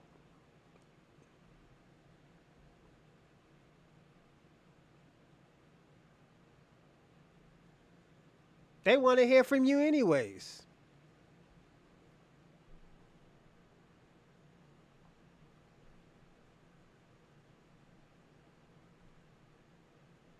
I'm being personally honest. Everybody want to hear from you.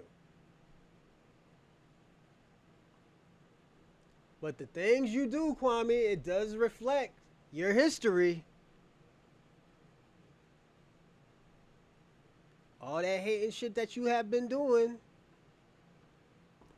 We have been seeing it. We have been looking at it. And it's showing. I'm showing it.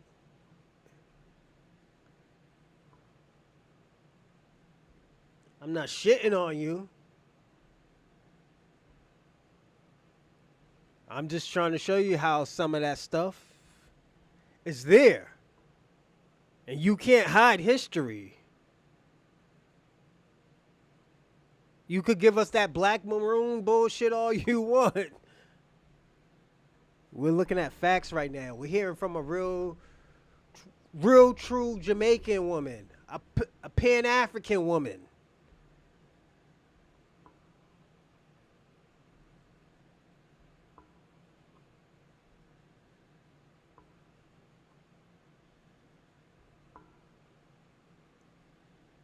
I can't make this shit up, Kwame.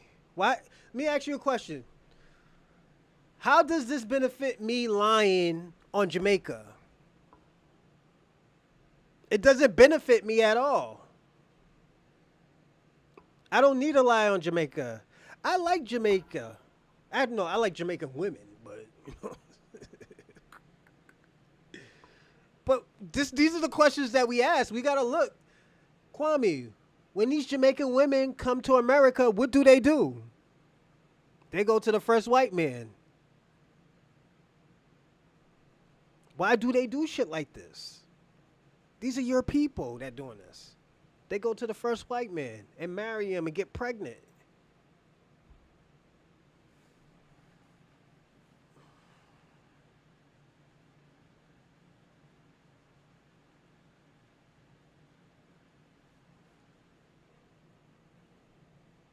Like,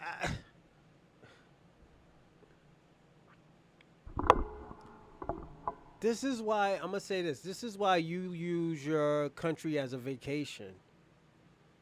You want to remember what your country is. You still want to be a part of your country, but you don't want to live there. Fuck that. You could talk about all the beautiful shit that you want, but you don't want to live there.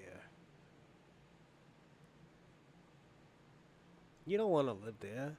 A lot of people who from other countries don't want to live there. Them niggas got cemented roads in wherever they are. Niggas is driving nice cars. Niggas is wearing Gucci, Jordans, got big old dookie chains. Niggas is fly. Niggas got this tracksuit.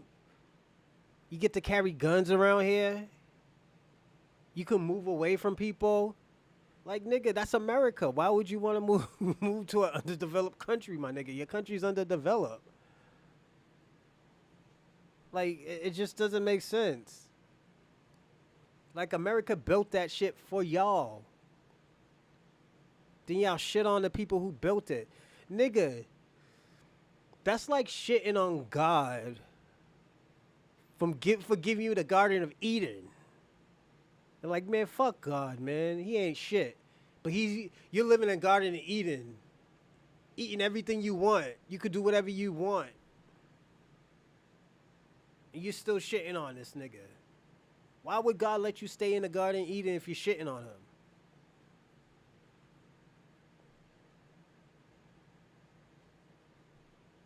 I'm just being personally honest.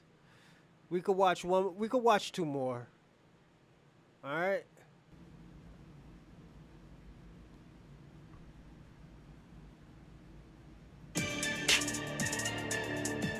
I didn't watch this one, so everyone. It's 5 minutes.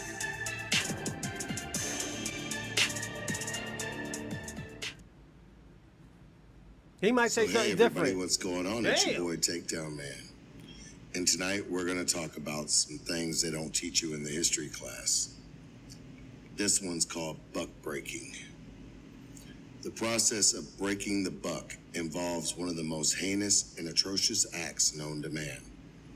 A slave who was defiant and may stir up trouble was beaten with a whip until bloody in front of his entire slave congregation. The slave owner, afraid of an uprising, would cut down a tree, and with the top and the help of the overseer, would then beat the defiant buck into submission. Once the slave was worn down, the master had the other slaves force that slave over a tree stump, where they were then laid naked and exposed. What came next caused fear and terror to ripple through every slave plantation across the South. The master would explain to all the other slaves that if they did not follow strict orders and comply with the whims of the overseers and the masters, this too would be their fate. The master would then remove his clothing and proceed to sodomize the slave in front of his wife, family, friends, and children.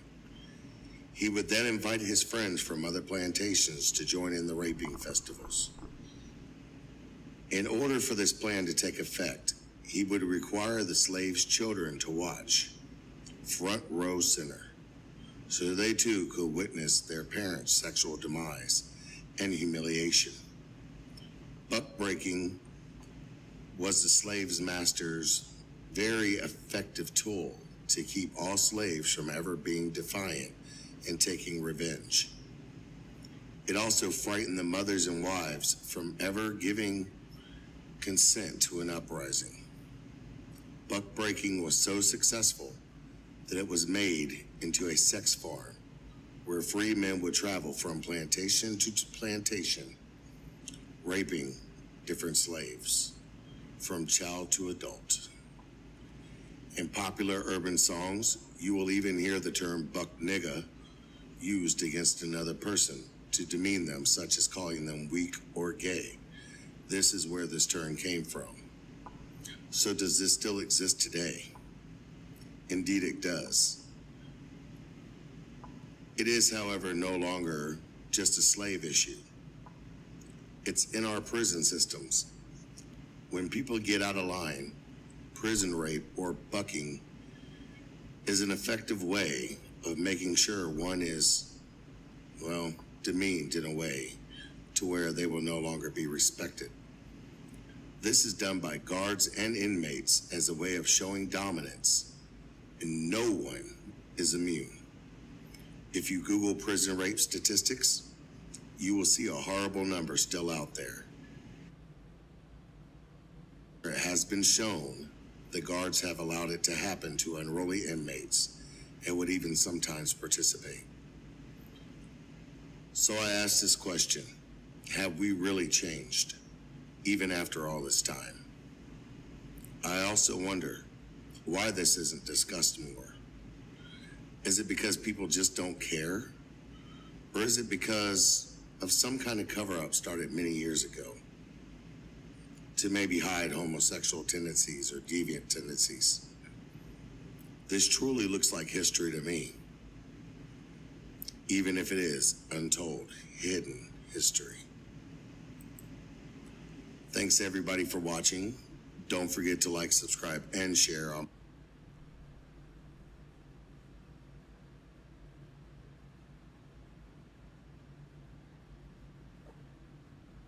Like I said, man, this is the history. Like I was saying, this was more happening down in the Caribbean countries. This is why they were sending black men down there who didn't listen. They sent them to them Jamaican countries. Come back, all scared and shit. That's why they say, yo, we're gonna send you to Jamaica. Oh, no, please don't send me to Jamaica.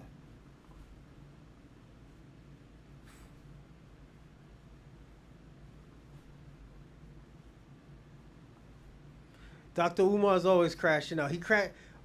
What did he crash out on? I'm sorry, everyone.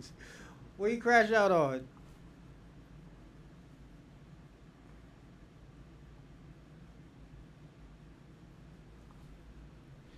Hey, everybody, give me a second. I'm gonna try something real fast.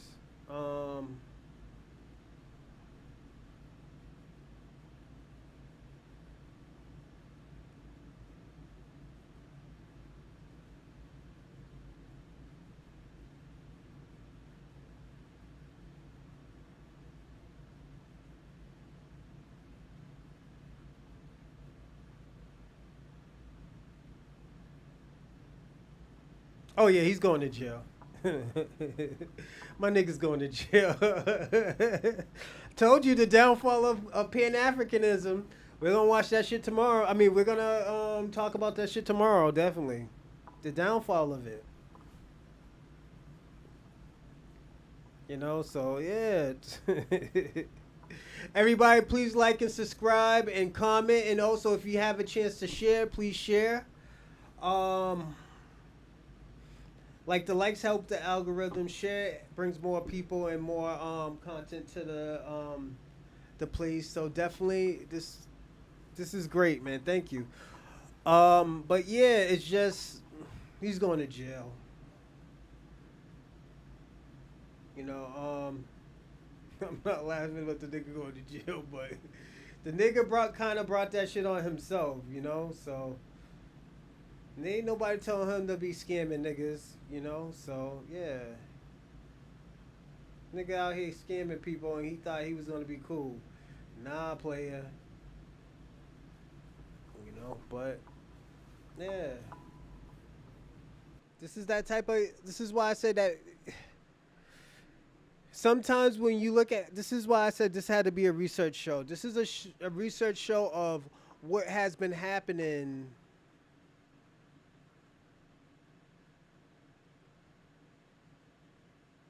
I'm gonna say this. This is the Africans not going to support him. Nah, the Africans is gonna sell him the fuck out to get to this country. Africans don't give a fuck about Dr. Umar. I've been telling people that. I was like, yo, the Africans is gonna sell Dr. Umar out. Them niggas always sell people out, you know? Africans don't even like Africans. We seen Ghana and Nigeria, fucking South Africa and Nigeria. Niggas don't like Nigerians. It's just the fuck, nigga. What are y'all Nigerians doing, man? Like, yo, y'all niggas be talking about that y'all work hard and y'all do all this and that.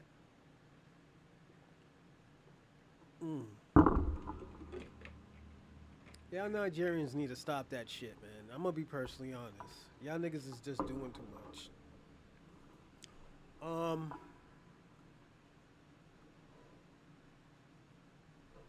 But yeah, let's do the last video and we'll chat a little bit on the last. I'll land. But yeah, let's watch this last video. I haven't seen this video, on behalf so of the yeah. viewers, them, it really bring with great pleasure to have all our own in here on this panel at Make Sense Knowledge TV studios. So greetings again, fellow people. All right. So first and foremost, now, little brother, let's just get into this discussion in reference to what we talked about, you know, backstage per se. All right. So I heard you wrote a book and you know, highlighted certain points in reference to the journey we had as a people traveling through the Middle Passage. So go ahead on now, little brother, and enlighten, Make Sense Knowledge viewers on the little, just to give you even that, you can go ahead. You had a ship full of African men, women, and children who were at the mercy of the captain and all the sailors on that crew. And those men could have sex with anybody they wanted to. The women, the children, and the men. That's very deep, because brother, yeah, that's very deep.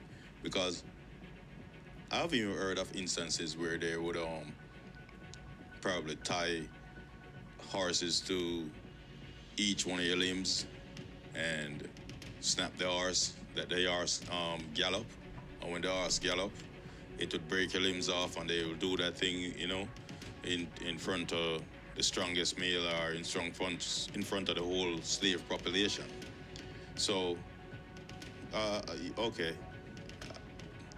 So big brother, let me ask you something now. I know you're a great scholar and everything like that, and everything is everything with you. So, on the other hand, no, I know you've been wanting to say something real quick, so let me hear what you have to say in reference to what's going on here. You had to see 3 months tied down with these white men. There ain't no women there for the most part. When they start bringing women, they weren't even bringing women. They were bringing girls between the ages of 6 and 15 and raping them all. But they also were raping the men. Same things are happening on the plantation to demasculinize the black man. So basically, that's a ploy they use to really conform the people to their way of life. You know, something like a tactic then. You know, they were using tactical forces then, right? They were. This is another Caribbean person actually talking about this. Them Guyans were destroying Nigeria. Yeah, I know. I've been seeing that, man. Yeah, shipping happening. Shipping happening. You know? But yeah, I'm going to say this. I'm not making this up. I am showing y'all, I'm showing the Caribbean people, especially Jamaicans, that all this crazy shit that y'all say about black Americans, this is your history. Don't forget, only 4% went to America. The rest went to your countries in Brazil. There was only 400,000 that came to America. We were already here. There's 40 million of us. So this is where I have to explain to y'all that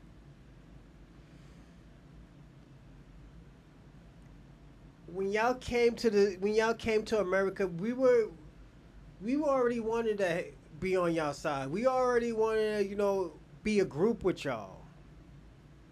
That was our goal.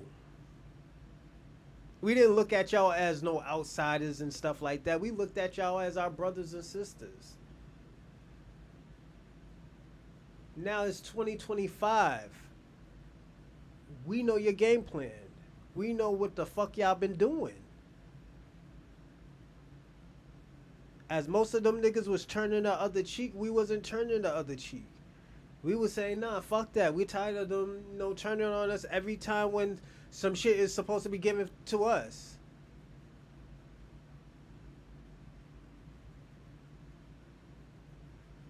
You know? This is the stuff that y'all have to think about now. Because there's going to be another question that's going to come up in the future. And it's going to be yes or it's going to be no. The question is, do you support reparations?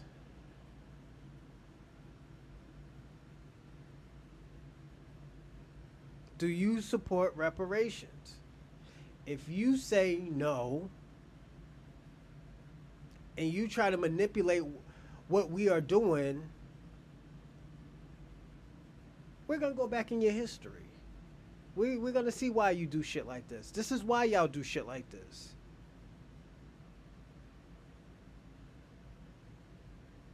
You do this to us because at the end of the day, we got out of it. We did the most. We were killing. Even in the 50s and 60s, we were on fucking houses knocking niggas' snot boxes back. Some of the Tilsman room sign. Slaves and their sisters and catching runaway slaves. So those is some trees. Come on, he's talking about. Hey yo, you want to jump on the live and explain it? I mean, you want to jump on the panel and explain it?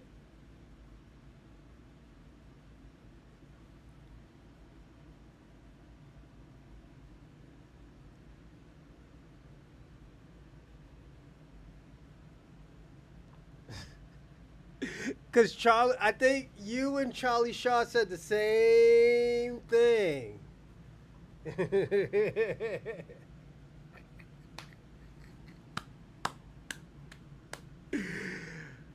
Oh my God. The Jamaican Batman. Yeah, he ran off this. Yeah, your boy Kwame ran off, man. He's not too happy again. You know, the Jamaican Madman.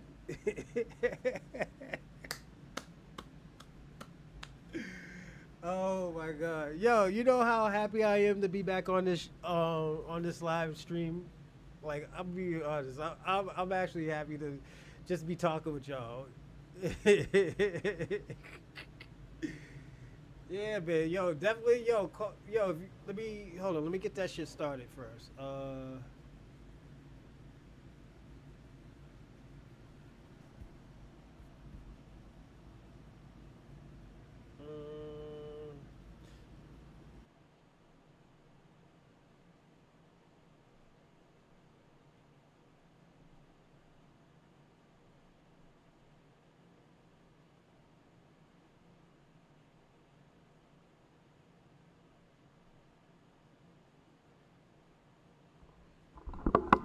me a second. Let me.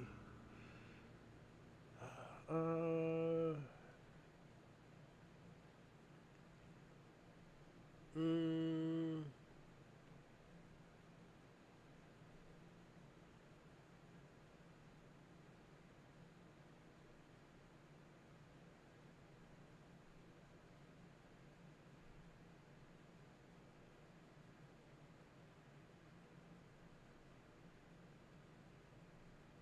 Hold on one second. Damn, is it this one? All right, it is this one.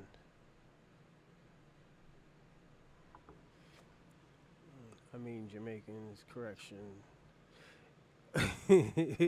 You want to go on and explain it? You want to call the volume and explain it?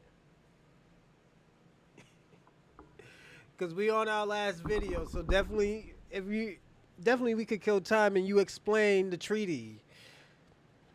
Charlie Shaw, I believe, said that the Black Maroons sold them out. Let's see, Sambo. Yeah. So, yeah, Charlie Shaw told us that, yeah, they sold them out. Sold out, Jamaica.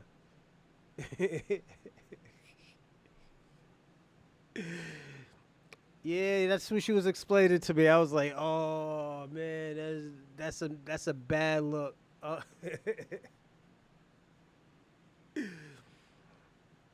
But yeah, it's a weird situation, man. That's why I always tell this man all the time. I was like, yo, he always talks about people putting out bad information and stuff like that, and I tell him all the time. I was like, Kwame, you gotta be careful with the stuff that you say to people. Yeah, because the thing about it, I was explaining to him earlier that they were there was an LGBTQ community in Jamaica in the 70s. He didn't know that. He said there was none. I had to give him names. He wasn't happy with me. He was not happy. Put this question in.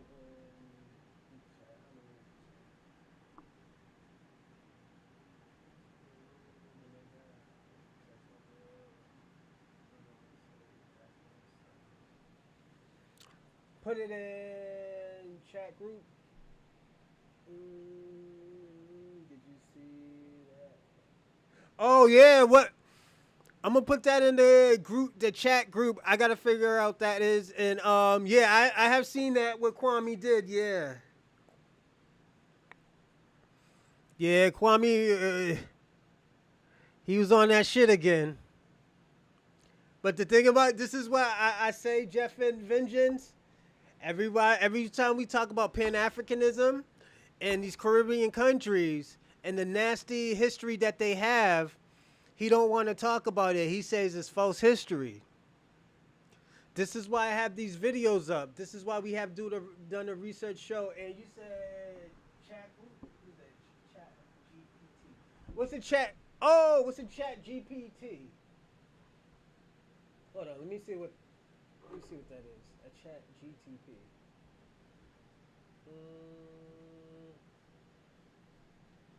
Oh yeah, everybody too. I was gonna get StreamYard, but the thing is, they didn't give me enough hours. They only gave me 50 hours, and I needed more out. Yo, you know, I don't think y'all know that we do like probably over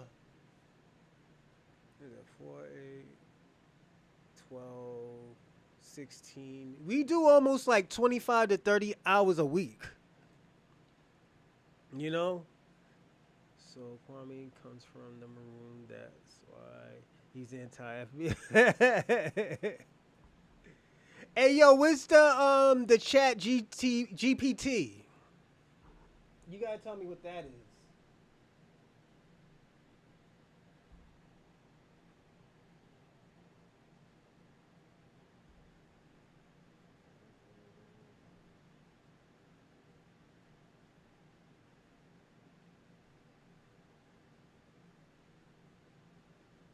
Go on up. Just go on question.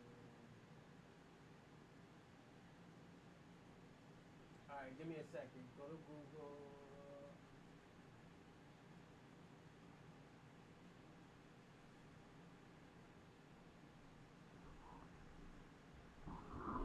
Did the Maroons in Jamaica help catch other runaway slaves after signing treaties with the government? Oh, hold on. Yeah. Did the Black Maroons in Jamaica help catch other runaway slaves after signing treaty with the government? Oh shit, there go. Hold on. Sorry, everyone. Did the Black Maroons in Jamaica help? Oh shit. No, I'm not done yet.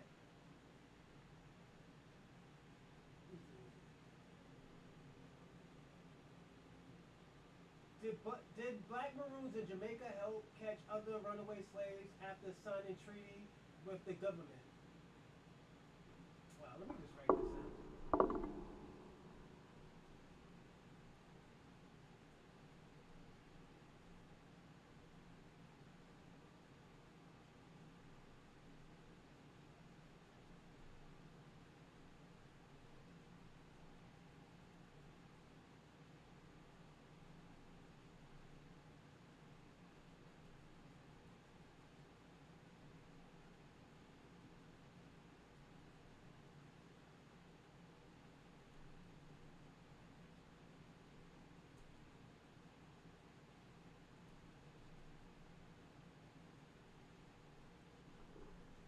Alright, I wrote it in. Give me a second. Oh shit! Yes, after signing treaty with the British government in Jamaica in the 18th century, the Maroons were obligated to help capture and return runaway slaves. These treaties, which brought brought an end of the Maroon War, granting the Maroons a degree of autonomy,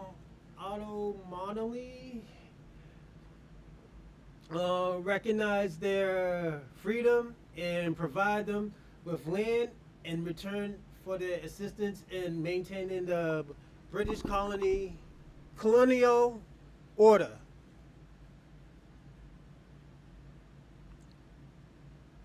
That's bad.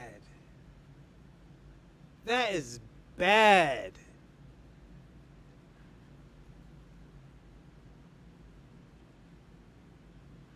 All this Jamaican Maroon shit that he be talking about. Hey, Kwame, you want to call in and defend yourself?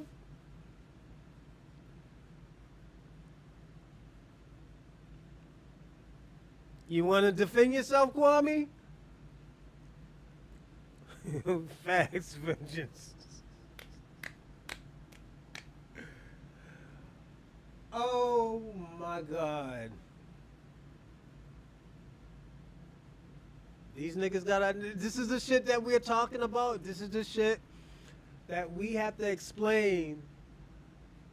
You are with us or you are against us. You're not gonna bring your tribalistic mentality to the laws of the land.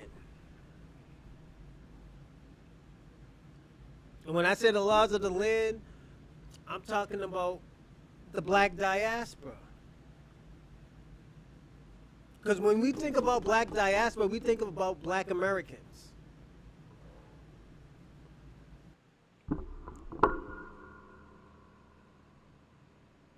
Now, Kwame, you could come up here and defend yourself if you want. I'm not trying to say you can't defend yourself, but nigga, this is what it says. This is what it says. All right, let's watch the end of this other video, and we'll. This nigga's not having a good day today. Kwame is proud to come from the lineage of assisted slavery. Oh shit! Oh shit! Vengeance, you were right. Them sellout ass niggas.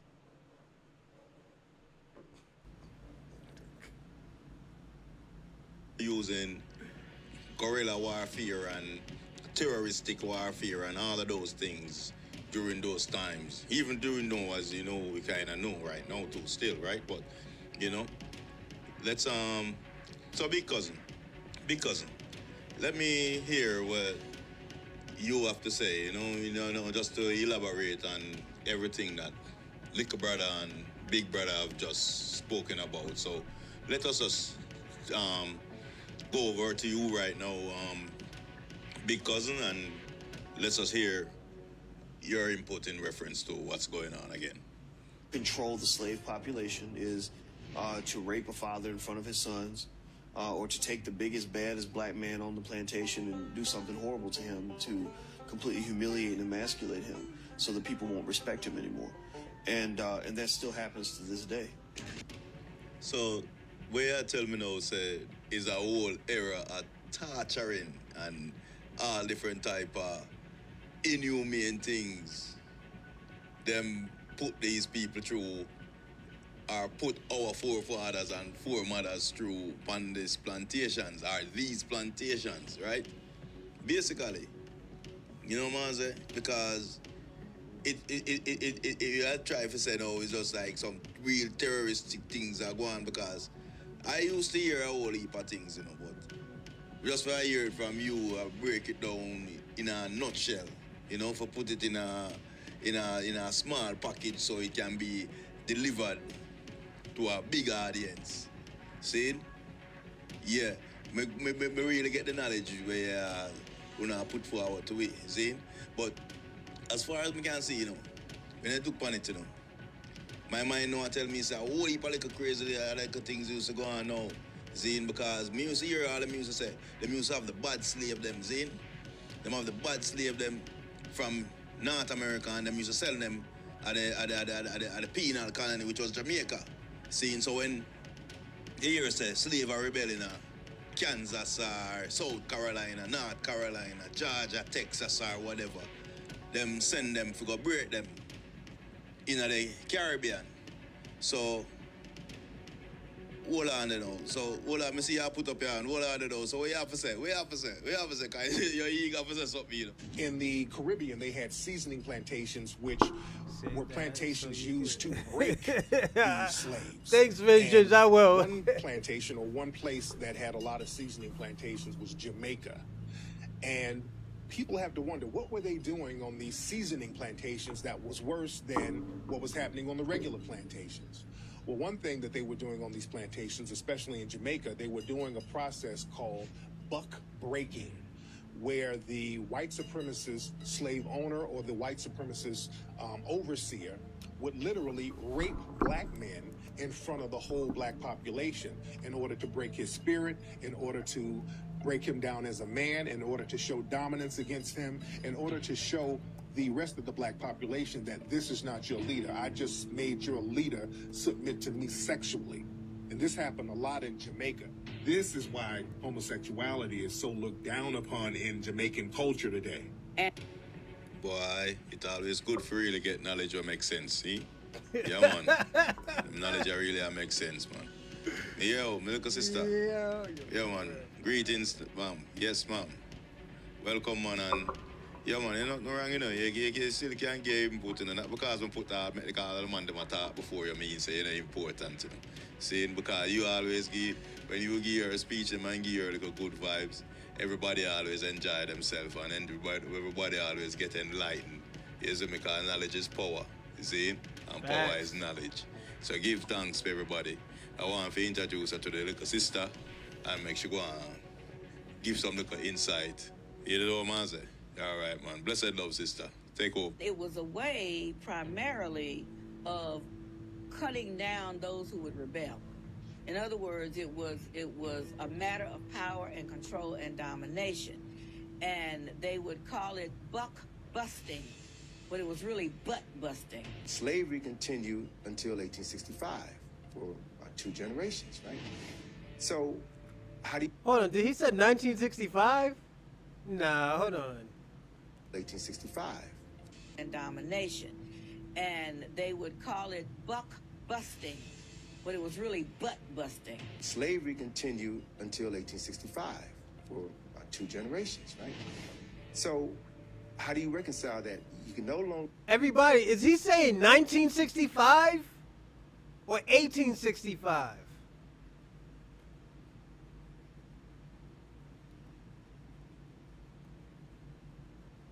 It was really butt busting. Slavery continued until 1865. Okay. About 2 generations, right? So, how do you reconcile that? You can no longer bring in Africans, but you still have the business of slavery. So they still needed Africans to do the work down south, especially after the cotton gin was invented. So you had the creation of breeding farms. 2 of the largest slave breeding farms in the United States were on the eastern shore of Maryland and right outside of Richmond, Virginia. They literally bred black people like cattle.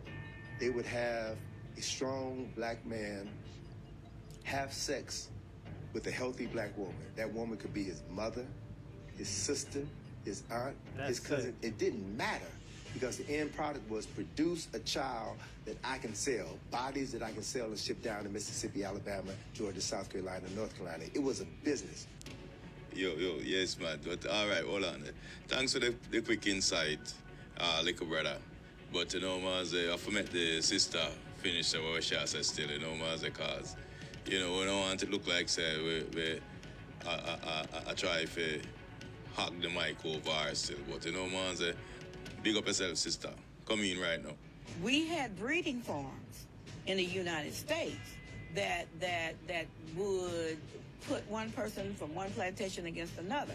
We even had a system where if you were a breeder, male on one plantation, and a female on another plantation, or even on the same plantation, even if you were mother and son, they would mate you. And so I tell a lot of my patients and a lot of my friends, you got to stop using the MF word, because that was a description of what actually happened when the paper bag would go over the head to put one breeder against another when they were related. Mm-hmm. Yes. So there you have it, people. A very strong caliber, a good intellectuals up here on the panel today. So I want to give thanks for having you all here, you know, so you can help me out, for give me people them some knowledge. You know, because we love the knowledge that makes sense, you know, because as we say, makes sense knowledge. How silly is you SBA? Donald Trump is setting up a blue state in DC shooting on in Jamaica. Was a slave breaking camp. They broke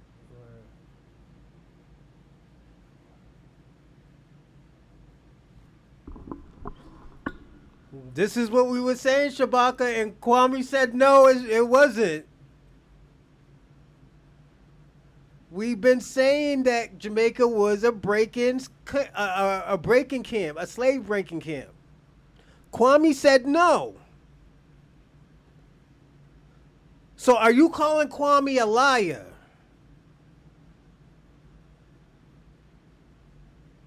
I'm asking you a question, Shabaka. Are you calling Kwame a liar? He said no.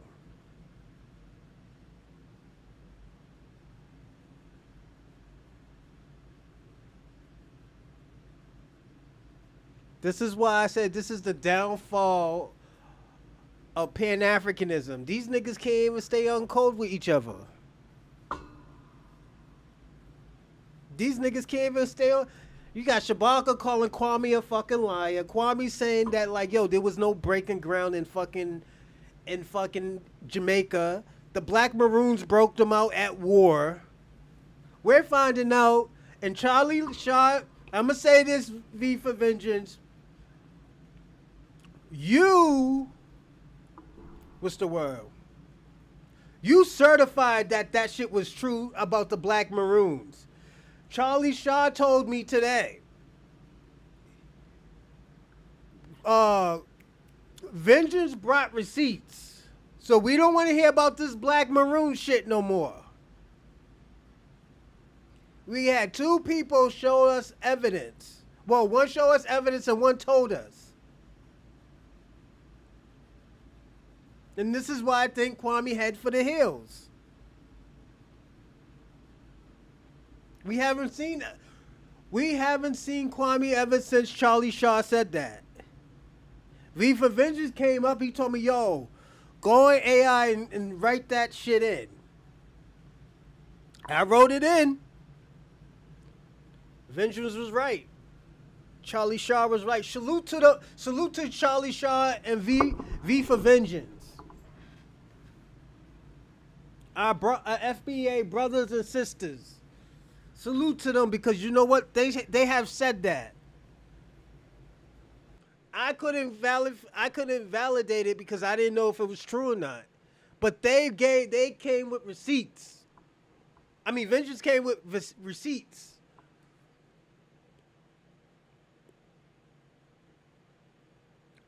Vengeance was already he came with receipts, and it said it. They signed a deal that they were still catching their brothers and sisters and bringing them back into the slave plantation. So Shabaka, you need to get your shit together with the Democrats.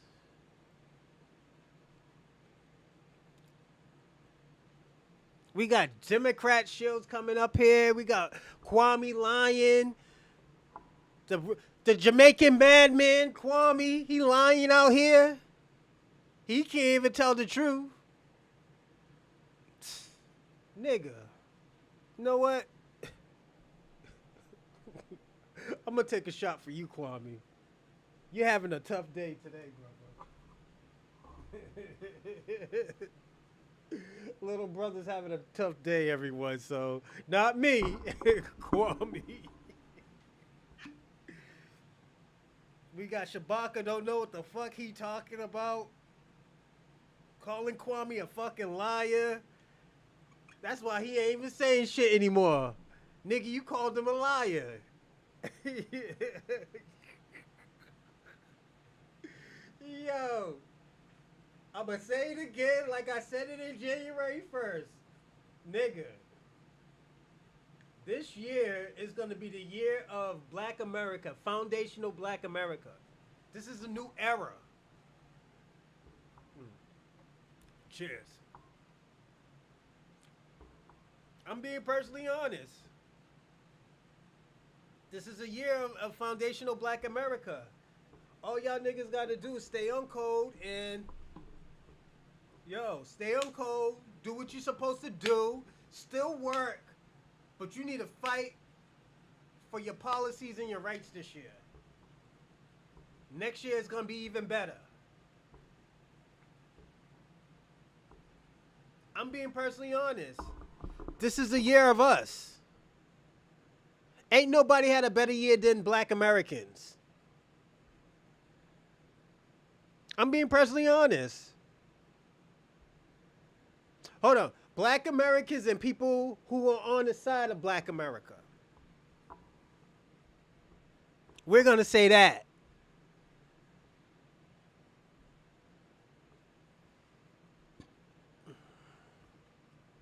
Like, we haven't had a year like this ever since the, 60s?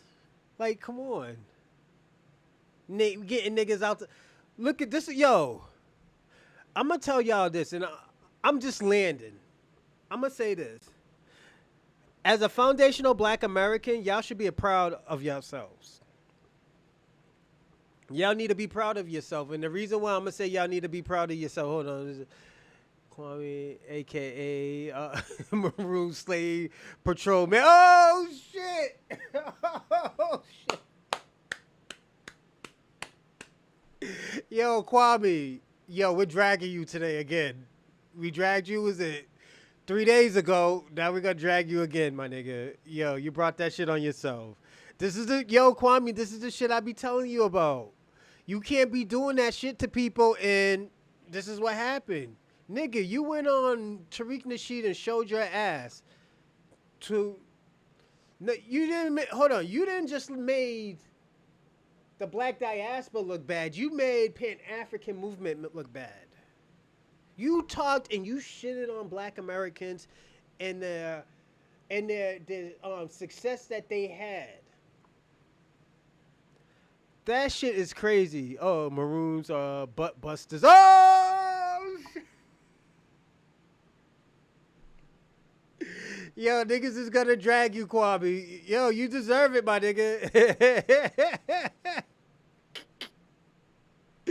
Yo, niggas is calling this nigga a butt buster. Yo. Kwame, you deserve it. It's just... nigga, you brought that shit on yourself, nigga. The fuck was you thinking, nigga? This nigga Kwame, yo, he's wildin'. Then Shabaka shutting the fuck up because he made Kwame look crazy. Twice, not once, but twice.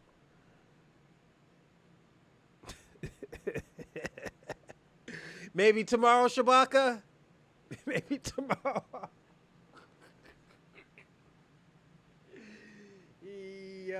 Y'all gotta pat yourself on the back. And the reason why I'm gonna say y'all niggas need to pat yourself on the back, because at the end of the day, we would not be far as we are today if it wasn't for y'all. Y'all stayed on code and say, yo, we're sick and tired of niggas is talking shit about us. We're sick and tired of people shitting on our lineage, our culture, talking about this Kool-Aid and fried chicken shit. We're tired of that. Now it's time to, I'm being personally honest, it's time to defend yourselves. Telling these niggas about their culture, telling these niggas about their lineage. I did a research show today. I had this nigga run out. I had her have Kwame run out. Let me see if this nigga even is still on. Give me a second, everyone. Yeah, he's gone. Kwame's gone. I'm going to say this. I asked Kwame 3 or 4 times, yo, do you want to go get on this show and defend yourself? This asshole did not say anything. The code is the leader. Yes. The code is the leader. Let's get on code and stay there. Yes. This is what I'm talking about. Let me tell y'all something. And I'm going to be personally honest about this black diaspora immigrant shit. If they would have stayed on code with us, they would have had the same blueprint as us and not be late for the fucking party. Africa's late for the fucking party about reparations. They are late.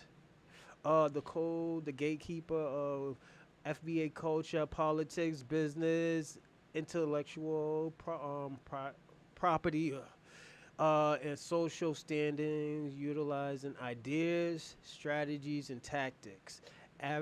Advised by our elders, Dr. Claude Anderson and Nellie Fuller. Salute. Thank you.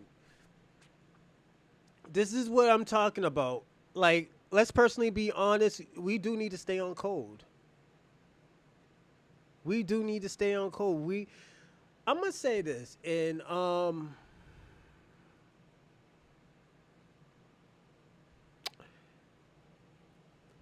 it's not like I'm gonna say this. We don't like just shitting on these people. And when I say these people, I'm talking about the black diaspora. I'm talking about the Afro-Latinas and Latinos who be trying to make their lineage lighter. I'm shitting on those niggas. At the end of the day, y'all was beautiful dark. I'm just gonna be personally honest. You don't have to do shit just to, Let me tell you something. If you fall in love with somebody, you fall in love with somebody. I'm not gonna doubt that. But if you're just doing shit just to like lighten your lineage and all this other crazy shit, no, it's stupid. It's stupid. Only thing you're gonna find is a fucking potato thrown at your head by a fucking Irishman. Them motherfuckers will slap the shit out of you and throw a fucking potato at you. I'm just joking. But I know a few Irishmen that did do that to some did that shit to a Kenyan girl. She wanted to come over here because we were friends. Nah, nigga, I told you not to fuck with that dude. You thought, and I was telling you not to fuck with him because he was white. No, the nigga's abusive.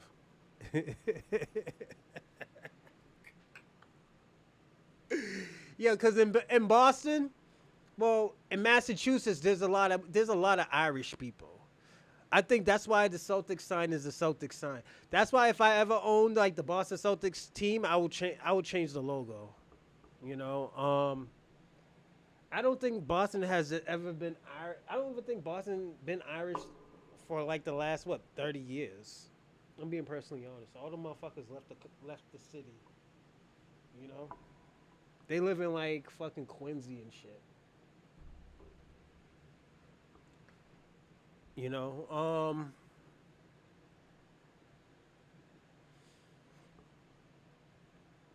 but V for Vengeance is right, man. We got to stay on code. We got to stay on code. Let me tell y'all something. You could take this show like, yeah, we could be entertaining and stuff like that, but like, yo, definitely like, yo, I don't just do this just to be entertaining. I do this just definitely to stay like, to have us stay on code. To have us like, okay, you know what, I'm doing this in Boston, but you know what, if you see some shit and stuff like that, yeah, get involved. It's gonna help you and the people around you. You know, it's just the way of the land.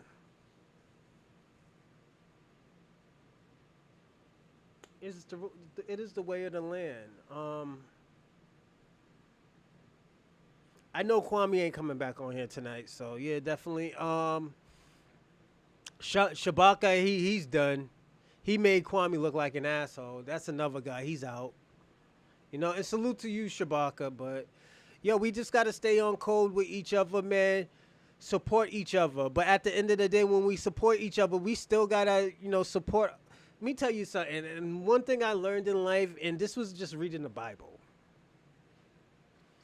'Cause you're famous, don't mean that you don't have obligations. You still got to be a leader when you're famous.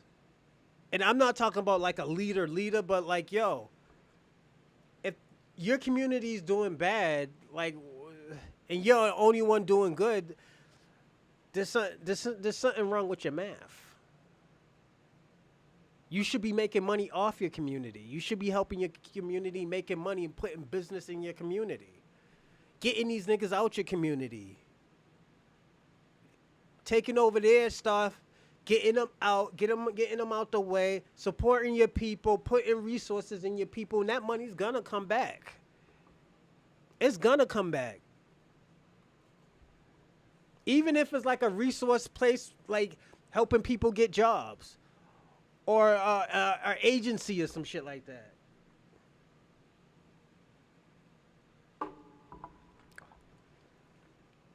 If it's an agency, yo, we need you, whoop, whoop, whoop, whoop, whoop. Help this person get a job, boom, boom, boom, boom, boom. Yo, the money's gonna come through. And you know who's gonna pay you? The government. The government can pay you for it. Let me tell you about this Robert Kennedy nigga who used to live in Boston. Robert Kennedy used to get $600,000 a year for giving people oil, giving old ass people oil in winter. But he was getting the oil from Venezuela for free. So he was pocketing $600,000. He was pocketing like probably $400,000. All he had to do is just pay for the workers to drive the truck and put the oil in the fucking house. That's supporting your community. The government pay you for that because at the end of the day, it's not coming out their pockets. They probably will save some money, but you'll get money. Having these programs, you know, feeding, you know, let me tell you something. There's such thing as tax cuts. You make these motherfuckers pay you. You put these workshops out there, they're going to pay you for that. They're going to pay you for having these people get new jobs and all this other stuff. The money's going to come through, but you can't be, let me tell you something. If in a week I come up if I become a multimillionaire, my journey doesn't stop there because my people are doing bad. I still got to educate my people. I still got to go help my people in these communities. They need jobs out here. I got to try to figure out how can I make these people money? How can I make my community better? You still got to leave a legacy. Being a multimillionaire don't mean that's your legacy. Your legacy is what you do. It always has been. Let me tell you something. Sometimes the poorest motherfuckers have a better legacy than the niggas who got all these fucking money. I'm just being personally honest. You look at Elon Musk and stuff like that, he's a billionaire, but if you look at a fucking dude like Tariq Nasheed, we could say you Tariq Nasheed. We all like to say Tariq Nasheed. Tariq Nasheed has a better legacy than Elon Musk. Yes, Tariq Nasheed is a multimillionaire, but he has a legacy where he does help people. He's a fucking a bestseller book writer. He helps his people. He does these shows, and when he does, y'all gotta say he doesn't have to do these shows. He's a multimillionaire. He can just live off the shit that he has done in the past. This motherfucker drives Bentleys.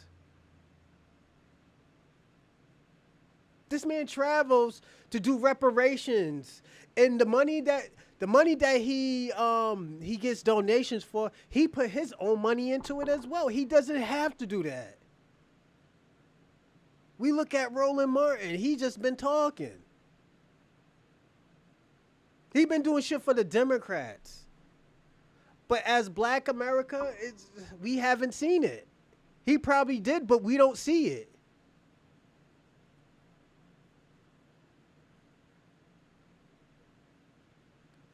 We got to be personally honest about this. We got to understand now, it's like, yo, what we need to do now. What to do. I think that's the most important thing. What to do next. You know, what's the next step? We all staying on code, yes. We're finding new gatekeeper. We getting these motherfuckers out the paint. You see, let me tell you something. Have you noticed we haven't heard from the Black Caucus ever since this Renaissance actually really pop off? Ever since they declined that the reparation building in California, we haven't heard from the Black Caucus. We need to get them out the paint of the Black Caucus. If we need to find a new leader, that's what we need to do. We need I'm gonna tell you something. If a Black Caucus is having a meeting in your town, you should go up there and explain your frustrations. Because you know why? Another person might feel the same way. I'm not saying, oh yeah, you're a leader. Yeah. No. It's just we're all working together on code. This is what on code means. You talk about you're the gatekeeper. You're talking about you're for us. Why are you doing this? You question these people. Even if you don't have the answer, you make them answer your question. Because if they lie, don't forget, if they lie, we're blasting them on all our podcasts. We're going to defend you. We're going to defend you like, yo, this person's lying. They're talking about they doing this, they're going to do that. Oh, no, you didn't do that. You didn't do this. What's next? Like, I'm going to say this.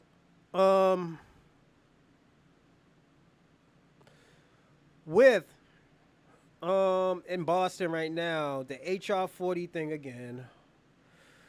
We're going to see how much this picks up and off and stuff like that. But at the end of the day, I still have to show my face. To this day, I still have to show my face. The reason why I have to show my face is because I can't just be on a podcast, not just, oh yeah, you know, yeah. And I'm not doing anything. I'm an activist. I have to show my face and like, yo, what are y'all doing? I have to ask these questions. I have to ask the frustrations that y'all are feeling. You know, so it's like my life is hard, but at the end of the day, it's worth it. It's worth arguing with Shabaka and Kwame. If this gonna fix the division and how they feel about foundational Black Americans, by all means, I don't mind taking time to stop and talk to them. Even though this shit is bizarre, I don't mind. If I didn't mind, I wouldn't do this shit. I would do this probably twice every 3 days. But I love doing this. You know, I love talking to y'all. I love, you know, just... I'm glad I got the voice joint so when y'all call, I can talk to y'all. I'm going to land it here and I'm going to say this. Even though I already landed. Thank all of y'all. Thank V for Vengeance, Shabaka, Kwame, Jeff, EL,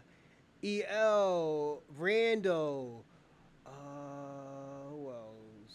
Same Day Parlay, Charlie Shaw, and